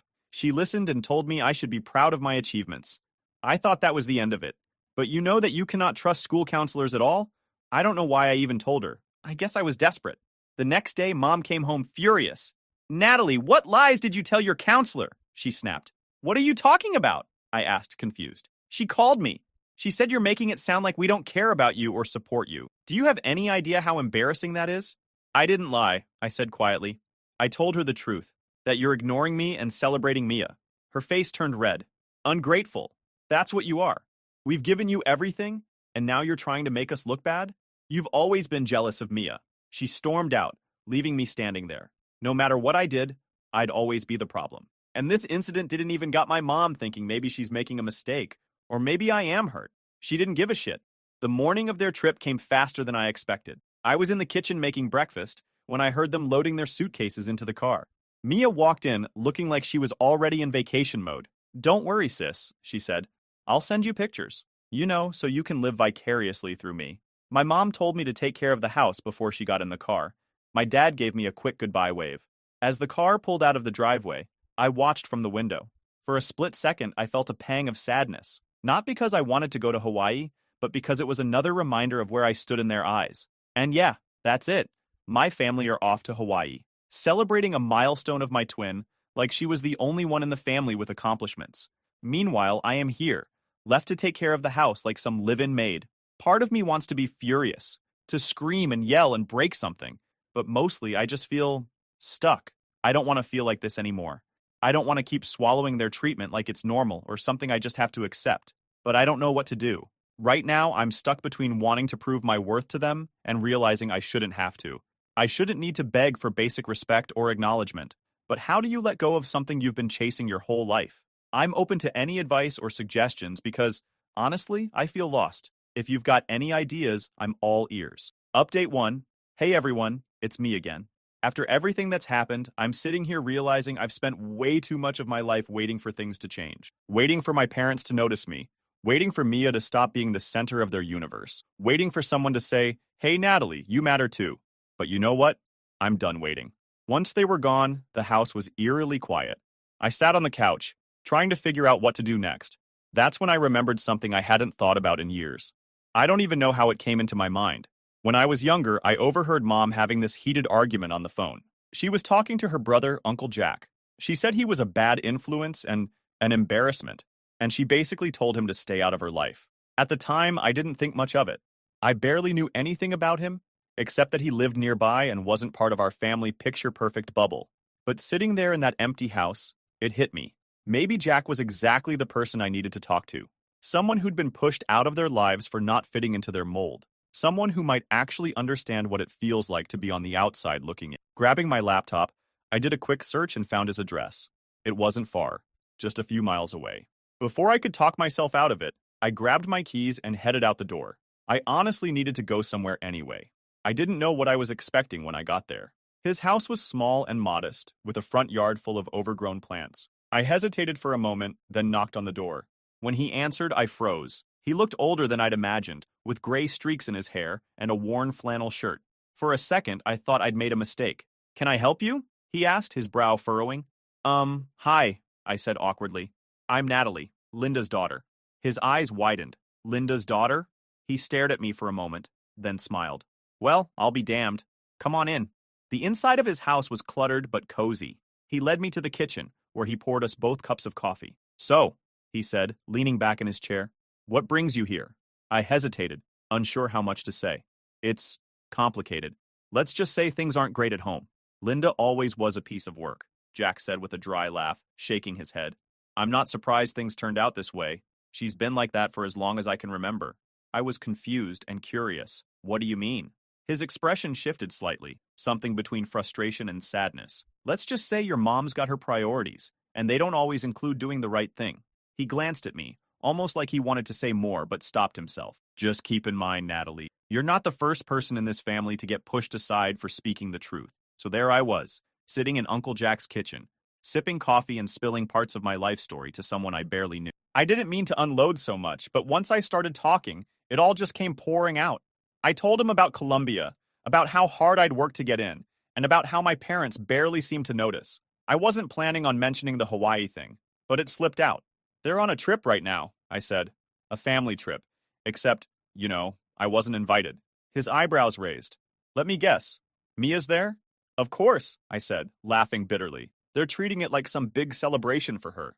He shook his head, muttering something under his breath. Classic Linda. She's always had a way of picking favorites. After a while, Jack changed the subject, asking me about my plans for college. He seemed genuinely interested, which was kind of a shock. I wasn't used to people caring about what I had to say. We talked for hours, and by the time I left, I felt lighter somehow, like I'd finally let go of something I didn't even realize I was holding on to. A couple of days later, Jack called me. Hey, Natalie, you free this afternoon? Yeah, why? I've got something to show you. Come by the house when you can. I wasn't sure what he meant, but I didn't have much else going on, so I hopped in my car and drove over. When I got there, Jack was waiting outside, leaning against an old pickup truck. Come on, he said, motioning for me to follow him around the side of the house. We walked to the driveway and there it was, a brand new BMW 3 Series, shiny and sleek like it just rolled off the lot. I froze mid-step, my brain short-circuiting for a second. Wait, what? He smiled, holding up a set of keys. It's yours. I stared at him like he'd lost his mind. What? Number I can't? Sure you can, he said, cutting me off. You earned it. He handed me the keys and I took them reluctantly, still trying to process what was happening. Jack, I don't even know what to say. Say you'll drive it to Columbia and make me proud, he said, clapping me on the shoulder. I couldn't help but laugh. Seriously, though, why are you doing this? Jack's expression softened. Because you deserve it, and because someone needs to show you that you're worth celebrating. I tried to fight back tears. Nobody had ever done something like this for me. It wasn't just about the car. It was about what it represented. For the first time, someone had seen me, really seen me, and decided I was worth something. I drove home in my new car, still half convinced I was dreaming. When I pulled into the driveway, I parked next to my parents' empty spot, knowing they wouldn't be back for a few more days. It felt weird, almost like I was stepping into a version of my life that didn't belong to me. Over the next couple of days, I couldn't stop staring at the car. It was like this constant reminder that maybe, just maybe, I wasn't as invisible as I thought. I started to feel a tiny spark of something I hadn't felt in years. Hope. But of course, it didn't take long for reality to come crashing back. The morning my parents and Mia came back from Hawaii, I was sitting in the living room, pretending to read a book. I'd parked the car in the driveway on purpose, wanting to see how they'd react. When they pulled in, I watched through the window as Mom spotted it first. She froze, her hand halfway to the car door. Dad noticed it a second later, and then Mia. They all stood there, staring at the car like it had just landed from another planet. What the hell is this? Mom said, her voice carrying through the open window. I waited a beat before getting up and heading outside. Oh, hey, I said casually. You're back. Mom pointed at the car, her face red. Whose is that? Mine, I said, twirling the keys around my finger. Mia let out a short, disbelieving laugh. Yeah, right. Like you could afford that. Uncle Jack gave it to me, I said, enjoying the way their faces changed as the words sunk in. Jack? Mom said, her voice sharp. You went to Jack? Why not? I shot back. It's not like I had anyone else to turn to. For a second, nobody said anything. Then Mom's face twisted. Well, you need to give it to Mia, she said finally. I blinked. What? She needs a car for college, Mom said, as if it were the most obvious thing in the world. And you don't need something that fancy. You're just going to school. Mia's going to— Oh, hell no, I said, cutting her off. Mom's jaw tightened. Excuse me? I said no. Can you hear me? I repeated. This is my car, and I'm not giving it to anyone. Mia stepped forward, her hand outstretched. Come on, Nat. Don't be selfish. You know I'll look better driving it anyway. I laughed, shaking my head. Unbelievable. You guys just got back from a week in Hawaii that I wasn't invited to, and now you want my car? Not happening. Dad's face turned red. If you don't hand over those keys, you can find somewhere else to live. Funny you should say that, I said, walking to the car. I opened the trunk, revealing my packed suitcases and boxes. I was planning on leaving anyway. The look on their faces was priceless. Mom's mouth opened and closed like she wanted to say something, but couldn't find the words. Mia just stared, her arms crossed, her expression a mix of anger and disbelief. I got into the car, started the engine, and rolled down the window. Don't worry, I said. I'll send you pictures. You know, so you can live vicariously through me. Then I drove off, leaving them standing there in the driveway.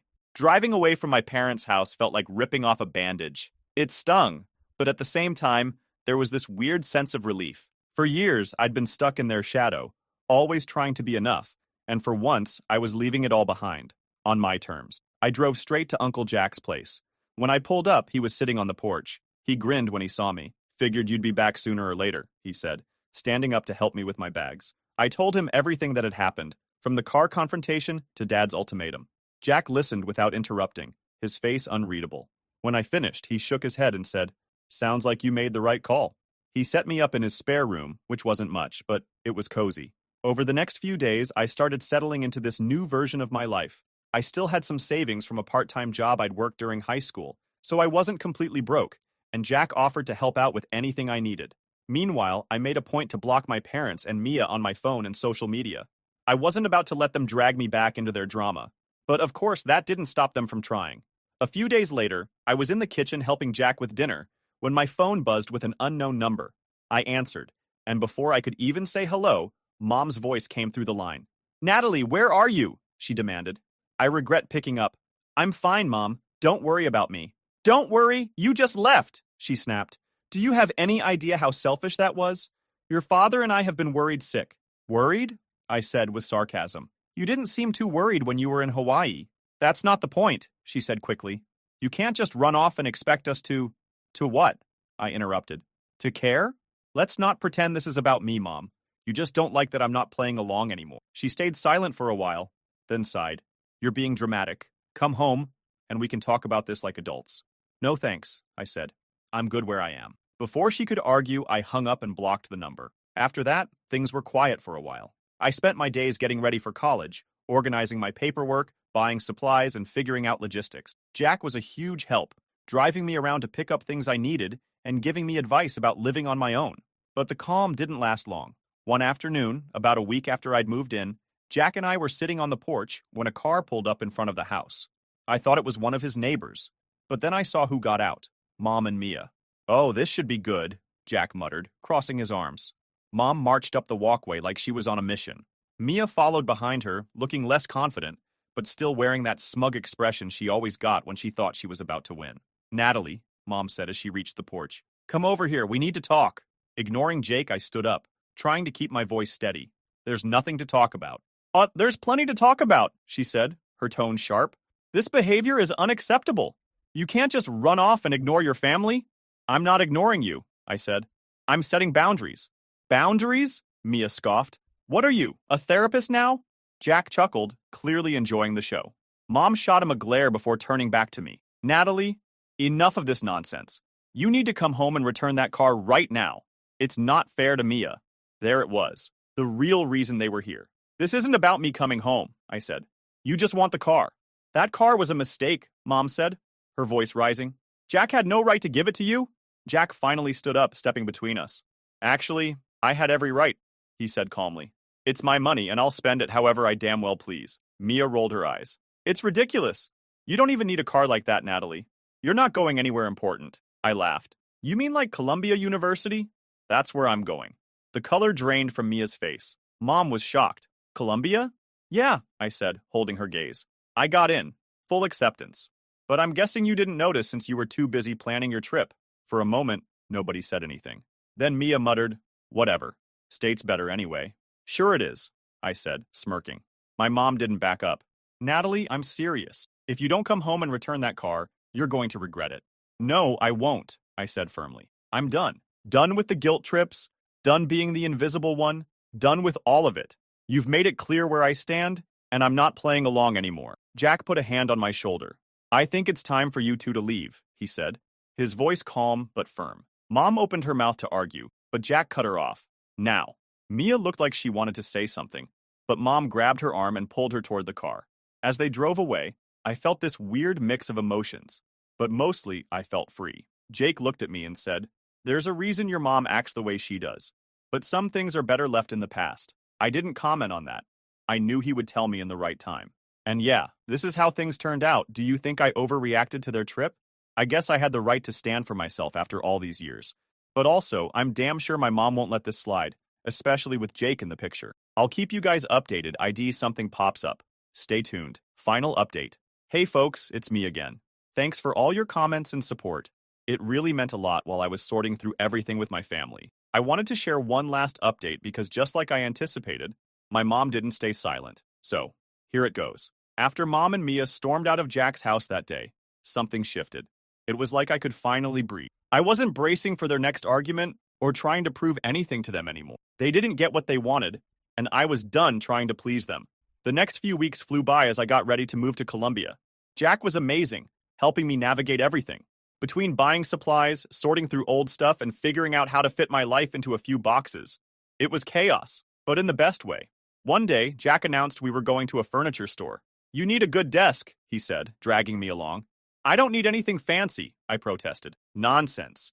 You're going to an Ivy League school. You need a desk that says, 'I'm smarter than you.'" I couldn't stop laughing. Jack has this way of turning even the simplest things into an adventure. We spent an hour debating desk styles until I gave in and chose one he liked. "See?" he said with a grin. "You've got taste after all." With every little step, setting up my new laptop, choosing bedding, planning my schedule, it felt like I was leaving the past behind for good. I stayed distant from my parents and Mia. They didn't call and I didn't miss the drama. Jack, on the other hand, couldn't resist poking the bear. "You know," he said one night over dinner, "your mom called me." I froze. What did she want? She was fishing for details. How much I spent on the car, what your plans were, all that nonsense. And I told her to mind her own business and hung up. I couldn't stop laughing.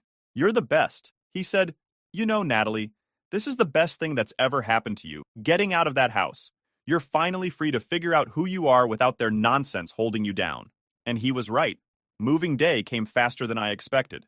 Jack and I packed up the car with everything I owned, which wasn't much. As we pulled out of the driveway, I felt this weird mix of excitement and nerves. Columbia's campus was everything I'd imagined. Massive stone buildings, sprawling greens, and this electric energy. Jack helped me carry my stuff to my dorm, cracking jokes about how fancy it was compared to his old college apartment. For the first few weeks, everything felt like a dream. But of course, my mom and Mia weren't going to let me go that easily. The first sign of trouble came one afternoon when I was heading back to my dorm. I noticed Mia had tagged me in a post on social media. Against my better judgment, I opened it.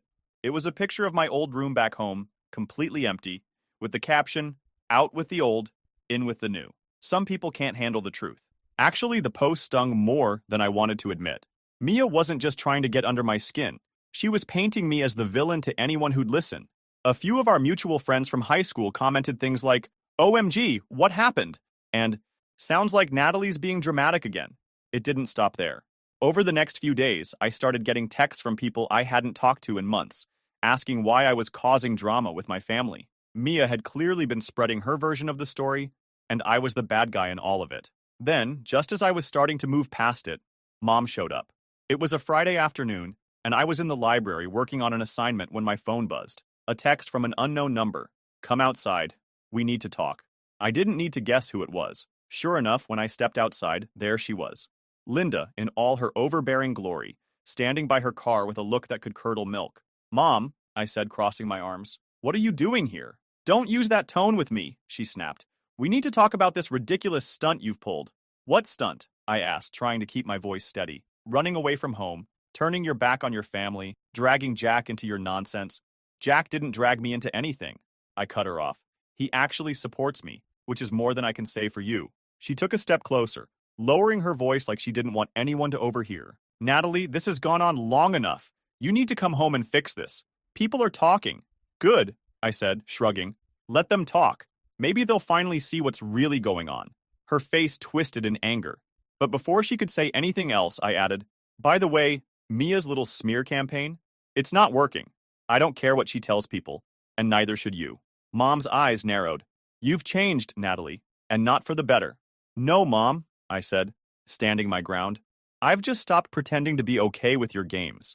She stood there for a moment, clearly searching for something to say. But when nothing came, she got in her car and drove off without another word. After 2 days, Jack called me with some unexpected news. "Your mom showed up at my house," he said, clearly amused. "Why?" "She wanted to talk about the will," he said, laughing. "I think she's worried I'm leaving everything to you." Typical Linda, always thinking about what's in it for her. "What did you tell her?" I asked. "I told her not to worry about it. But honestly, Natalie, her showing up here isn't about the money. It's about control. She's afraid of what I might tell you. Your mom has spent her whole life hiding things, and she knows I don't play by her rules." My stomach churned. "Hiding what?" Jack hesitated for a moment, then sighed. "Let's not open that can of worms right now. Focus on school, Natalie. You've got bigger things to worry about." His words hung in the air. I didn't push him, but I couldn't stop wondering what he wasn't telling me. Anyways, I am settling into my new life. My classes are amazing, my dorm feels like home, and for the first time, I'm not living in Mia's shadow or trying to earn my parents' approval. It's just me, myself, and I. And for the first time, this is enough. Thank you all for reading and sharing your thoughts. It means a lot. Your advice has been super helpful. If you've been in a similar situation, stand your ground and speak up for what you deserve. And hey, if you can't handle it all on your own, trust me, karma has a way of taking care of things. I never thought I'd be telling this story, but here I am. My name is Jenna, and until recently, I thought I had a pretty good life. I worked as an accountant at a mid-sized firm, lived in a comfortable apartment in the suburbs, and had what I believed was a solid marriage to Mark, my husband of 10 years. Most importantly, we had our beautiful daughter, Sarah, who was the light of our lives. Mark and I met in college. He was the charming business major who always knew exactly what to say, and I was the quiet girl who preferred numbers to people. Somehow, we clicked. After graduation, we both landed decent jobs, got married, and started building our life together. When Sarah came along 2 years later, everything felt perfect. I can still remember the day everything changed. It was a regular Tuesday evening in March. Sarah, 8 at the time, was already in bed, and Mark and I were sitting at our kitchen table. He had that look on his face, the one that said he had something heavy on his mind. "Jenna, we need to talk," he said, fidgeting with his coffee mug. I knew right then that whatever was coming wasn't good. "What's wrong?" I asked, though part of me already knew. There had been signs, late nights at work, mysterious phone calls, the emotional distance that had been growing between us. He took a deep breath. "I've met someone else." Those 4 words hit me like a punch to the gut. Her name was Rebecca, he told me. She worked in his department. They'd been seeing each other for months. "I'm sorry," he said, as if that made everything okay. "I never meant for this to happen, but I think I'm in love with her." I sat there, numb, as he continued talking about how we'd grown apart and how Rebecca understood him in ways I never could. All I could think about was Sarah, sleeping peacefully upstairs, unaware that her world was about to be turned upside down. The next few weeks were a blur of mediation sessions and painful conversations. We agreed to keep things civil for Sarah's sake. In the end, I got our apartment, and Mark got the car and yacht, toys I never cared much about anyway. He agreed to pay generous child support, and we worked out a custody arrangement where Sarah would live primarily with me but spend regular time with her father. "I know I've hurt you," Mark said during our final mediation session, "but I want to do right by Sarah." I just nodded. What else could I say? The man I'd loved for a decade had betrayed me, but he was still Sarah's father. For her sake, I had to find a way to co-parent with him, to push aside my own hurt and anger. A year passed like a blur of workdays, homework help, and adjusting to our new routine. Sarah had just turned 9, and I was finally starting to feel like I had my feet under me again. Then came the wedding invitation, not for me, of course, but for Sarah. Mark was marrying Rebecca. They'd bought a house together, or rather, They were moving into her house, a sprawling two-story in the nice part of town with a manicured lawn and a 3-car garage. The kind of place that screamed successful couple. The morning of the wedding, I helped Sarah get ready. She wore a pale blue dress we'd picked out together, and I braided her hair the way she liked it. "Are you sure you're okay with me going, Mom?" she asked, watching me in the mirror as I pinned back a stray strand. "Of course I am, sweetheart," I replied, meeting her eyes in the reflection. "She's going to be your stepmother. It's important that you two have a good relationship. But aren't you sad?" I turned her around to face me. "Listen to me, Sarah. What happened between your dad and me is grown-up stuff. It has nothing to do with you. I want you to have a good relationship with both your dad and Rebecca. No taking sides, okay?" She hugged me tight. "You're the best mom ever." Mark picked her up in his new SUV, and I spent the day cleaning the apartment and definitely not thinking about the wedding. When Sarah came home that night, she was full of stories about the ceremony, the cake, and the big house where she'd have her own room for visits. Life went on. I threw myself into work and taking care of Sarah. We developed our own little routines: Tuesday night movies, Saturday morning pancakes, long walks in the park on Sundays. Sarah split her time between our apartment and Mark's house, and things were okay. Not great, but okay. Then one day, Sarah came bouncing through the door after a weekend at her dad's, practically bursting with news. "Mom, guess what?" she exclaimed, dropping her backpack by the door. "Rebecca's pregnant. I'm going to have a little brother or sister." I felt like someone had punched me in the gut, but I kept my face neutral. "Really? That's big news." "Yeah, you can already see her belly a little bit. Dad's super excited. He kept talking about turning the guest room into a nursery." I nodded, not trusting myself to speak. All I could think was, please, don't let this change how he treats Sarah. Don't let her become the forgotten first child. A month later, Sarah came home early from what was supposed to be a week-long stay at her dad's. She looked frustrated as she dragged her suitcase through the door. "Rebecca's really sick," she explained, flopping onto the couch. "She keeps throwing up and getting mad at everything. The smell of Dad's coffee made her cry this morning, and she said my laugh was too loud. So she asked if I could come home early." I sat down next to her, running my hand over her hair. That happens sometimes when women are pregnant. Their hormones make them extra sensitive to everything. I understood pregnancy symptoms all too well, remembering my own months of morning sickness when I was carrying Sarah. So I couldn't really blame Rebecca for being overwhelmed. A couple of weeks after Sarah's early return, Mark pulled up in front of our apartment to pick her up for another visit. I watched from the window as Sarah ran down to his car, her backpack bouncing against her back. Everything seemed normal enough. During the next 2 weeks, I called Sarah every evening. Our conversations were brief but reassuring. "Everything's good, Mom," she'd say. "We had pizza for dinner, or Dad's teaching me to play chess." When she finally came home, though, something seemed off. There were shadows under her eyes that hadn't been there before, and she moved more slowly than usual, like she was carrying a weight on her shoulders.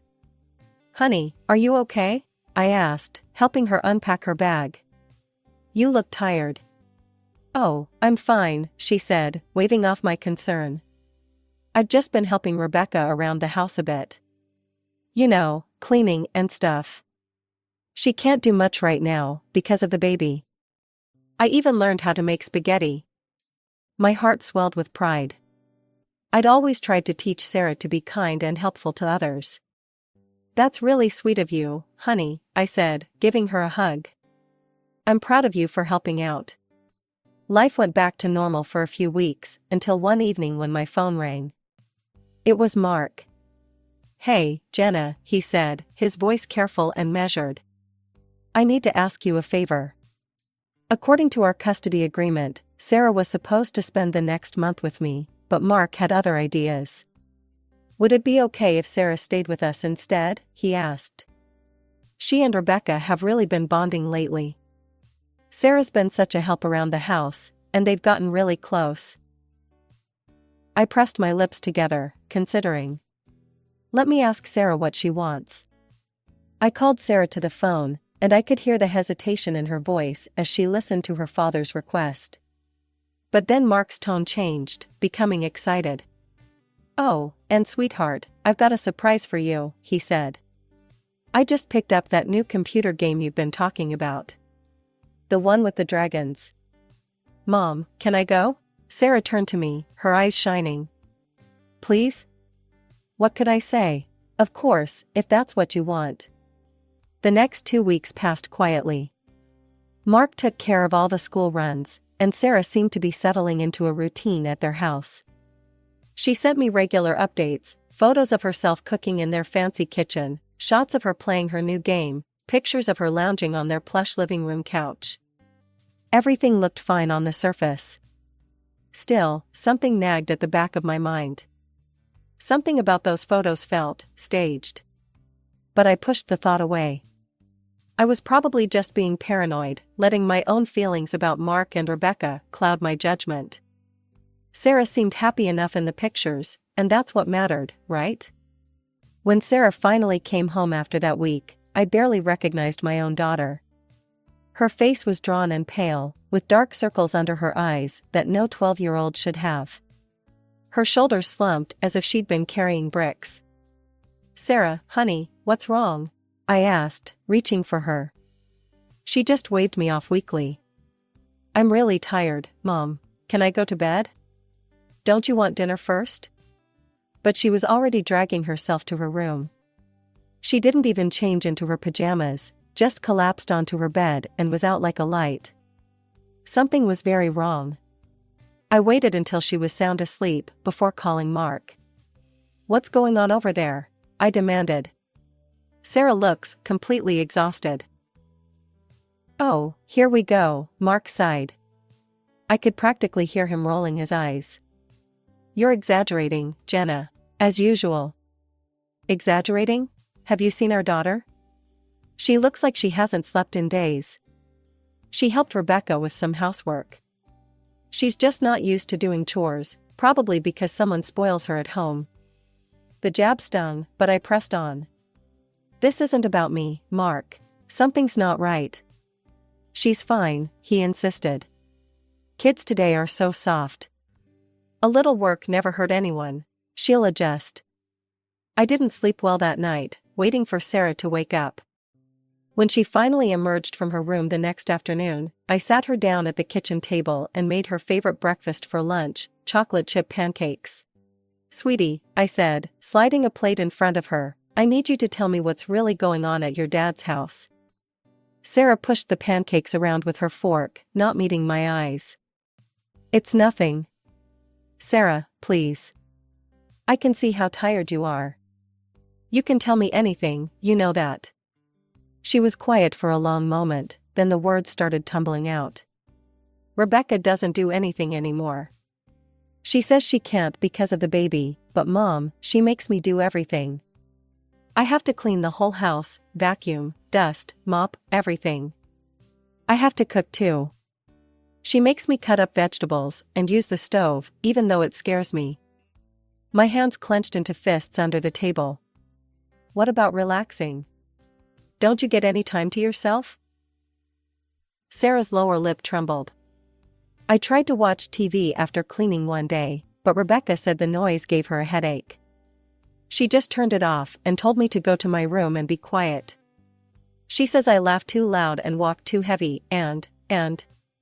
I was already pulling out my phone, dialing Mark's number. He answered on the fourth ring. "What now, Jenna?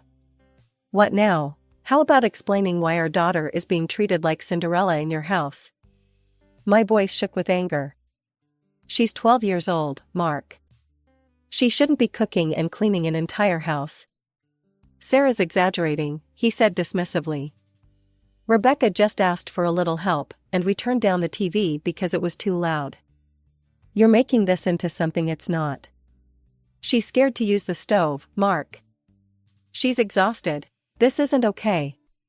The line went dead. He'd hung up on me.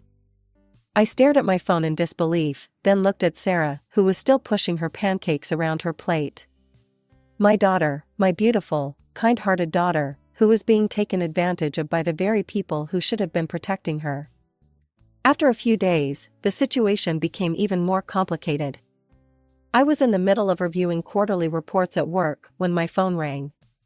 Seeing it was Sarah's school, my heart immediately jumped into my throat. Mrs. Mitchell? It was Mrs. Henderson, Sarah's homeroom teacher. I needed to talk to you about Sarah's performance lately. I gripped my pen tighter.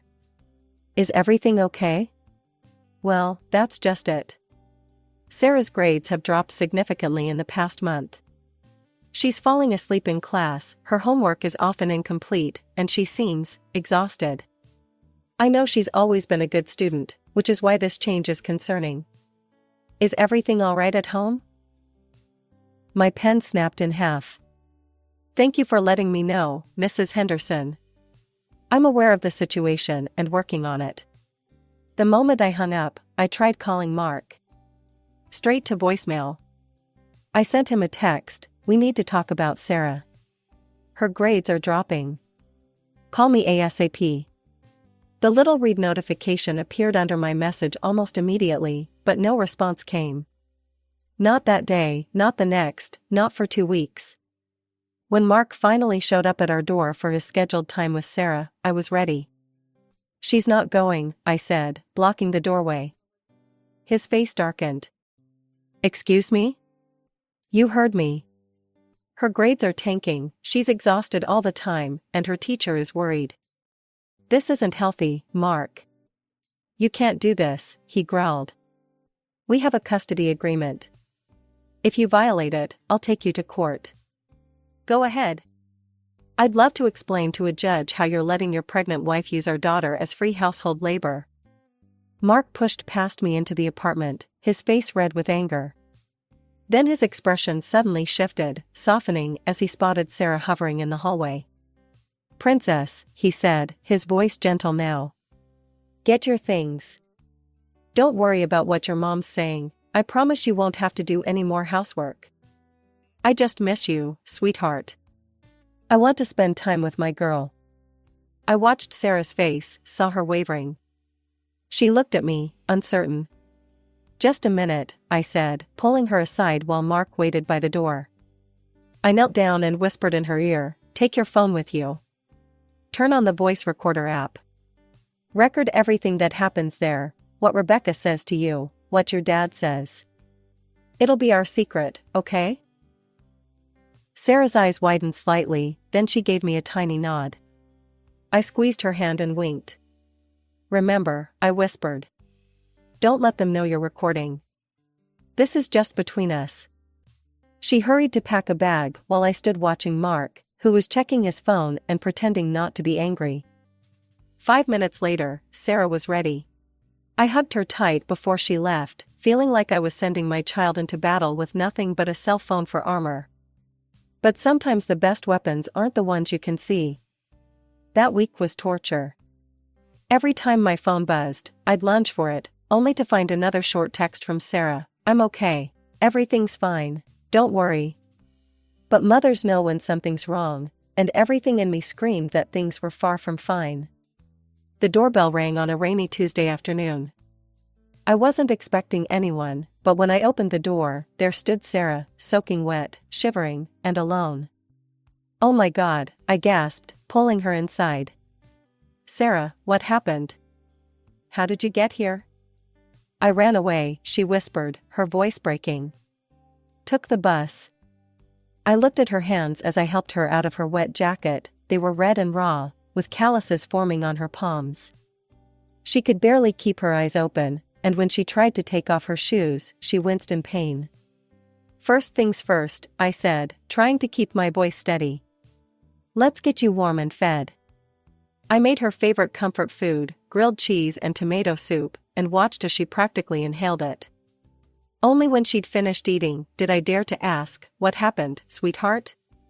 Without a word, she reached into her pocket and pulled out her phone.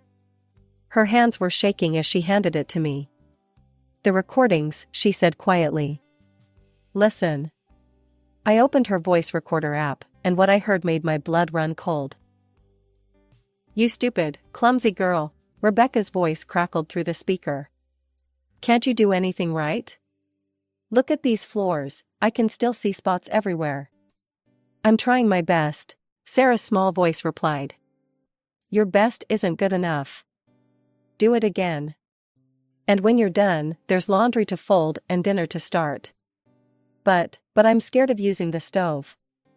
"Get out of my sight. Just get out, useless." My hands were shaking as I played recording after recording. Rebecca's voice grew more cruel with each one. "You think you're so special? Wait until my baby comes, then you'll really learn what work is.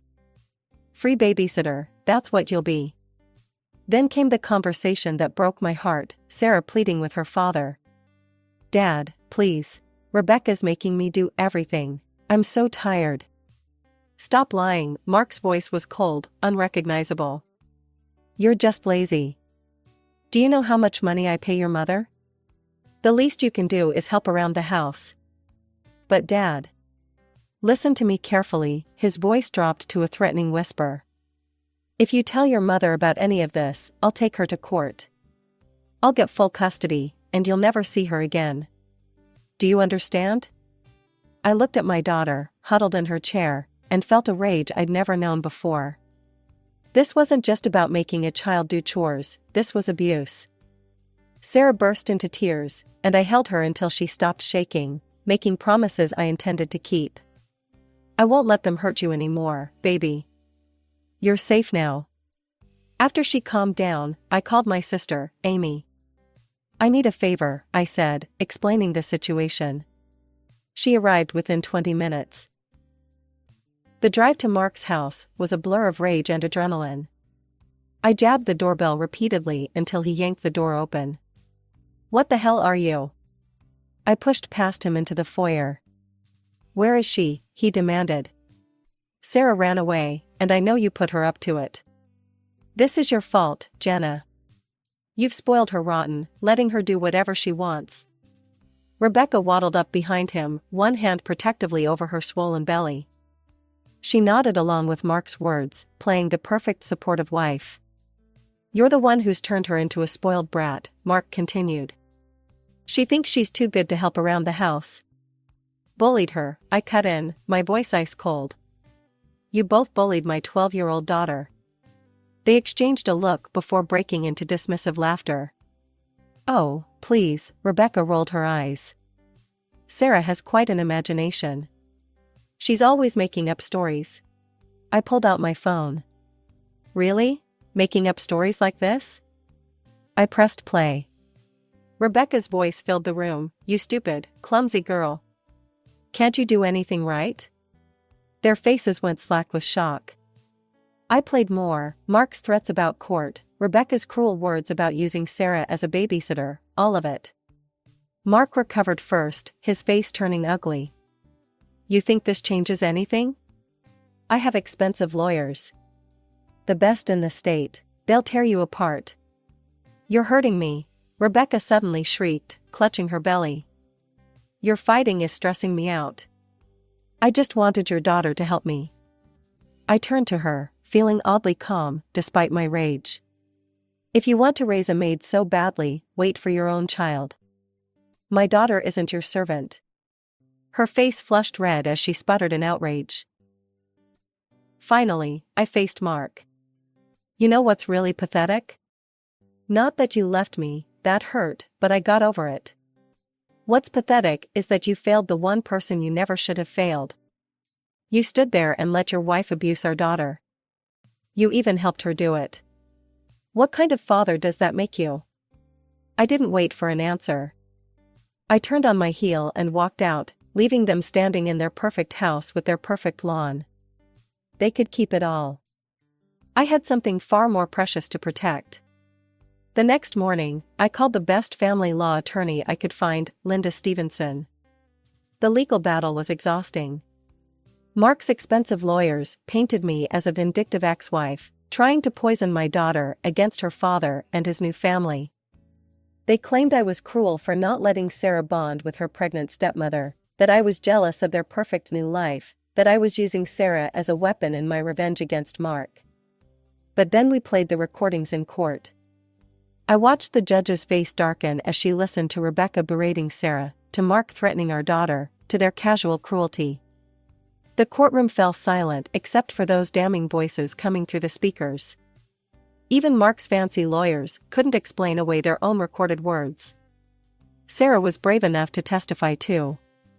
She sat in that witness chair, looking so small, but speaking with such clarity about what had happened. I saw several jury members wipe away tears as she described being afraid to use the stove but being forced to cook anyway, about how her hands hurt from scrubbing floors, about how she'd fallen asleep in class because she was so exhausted from all the housework. When the verdict came down, it was decisive.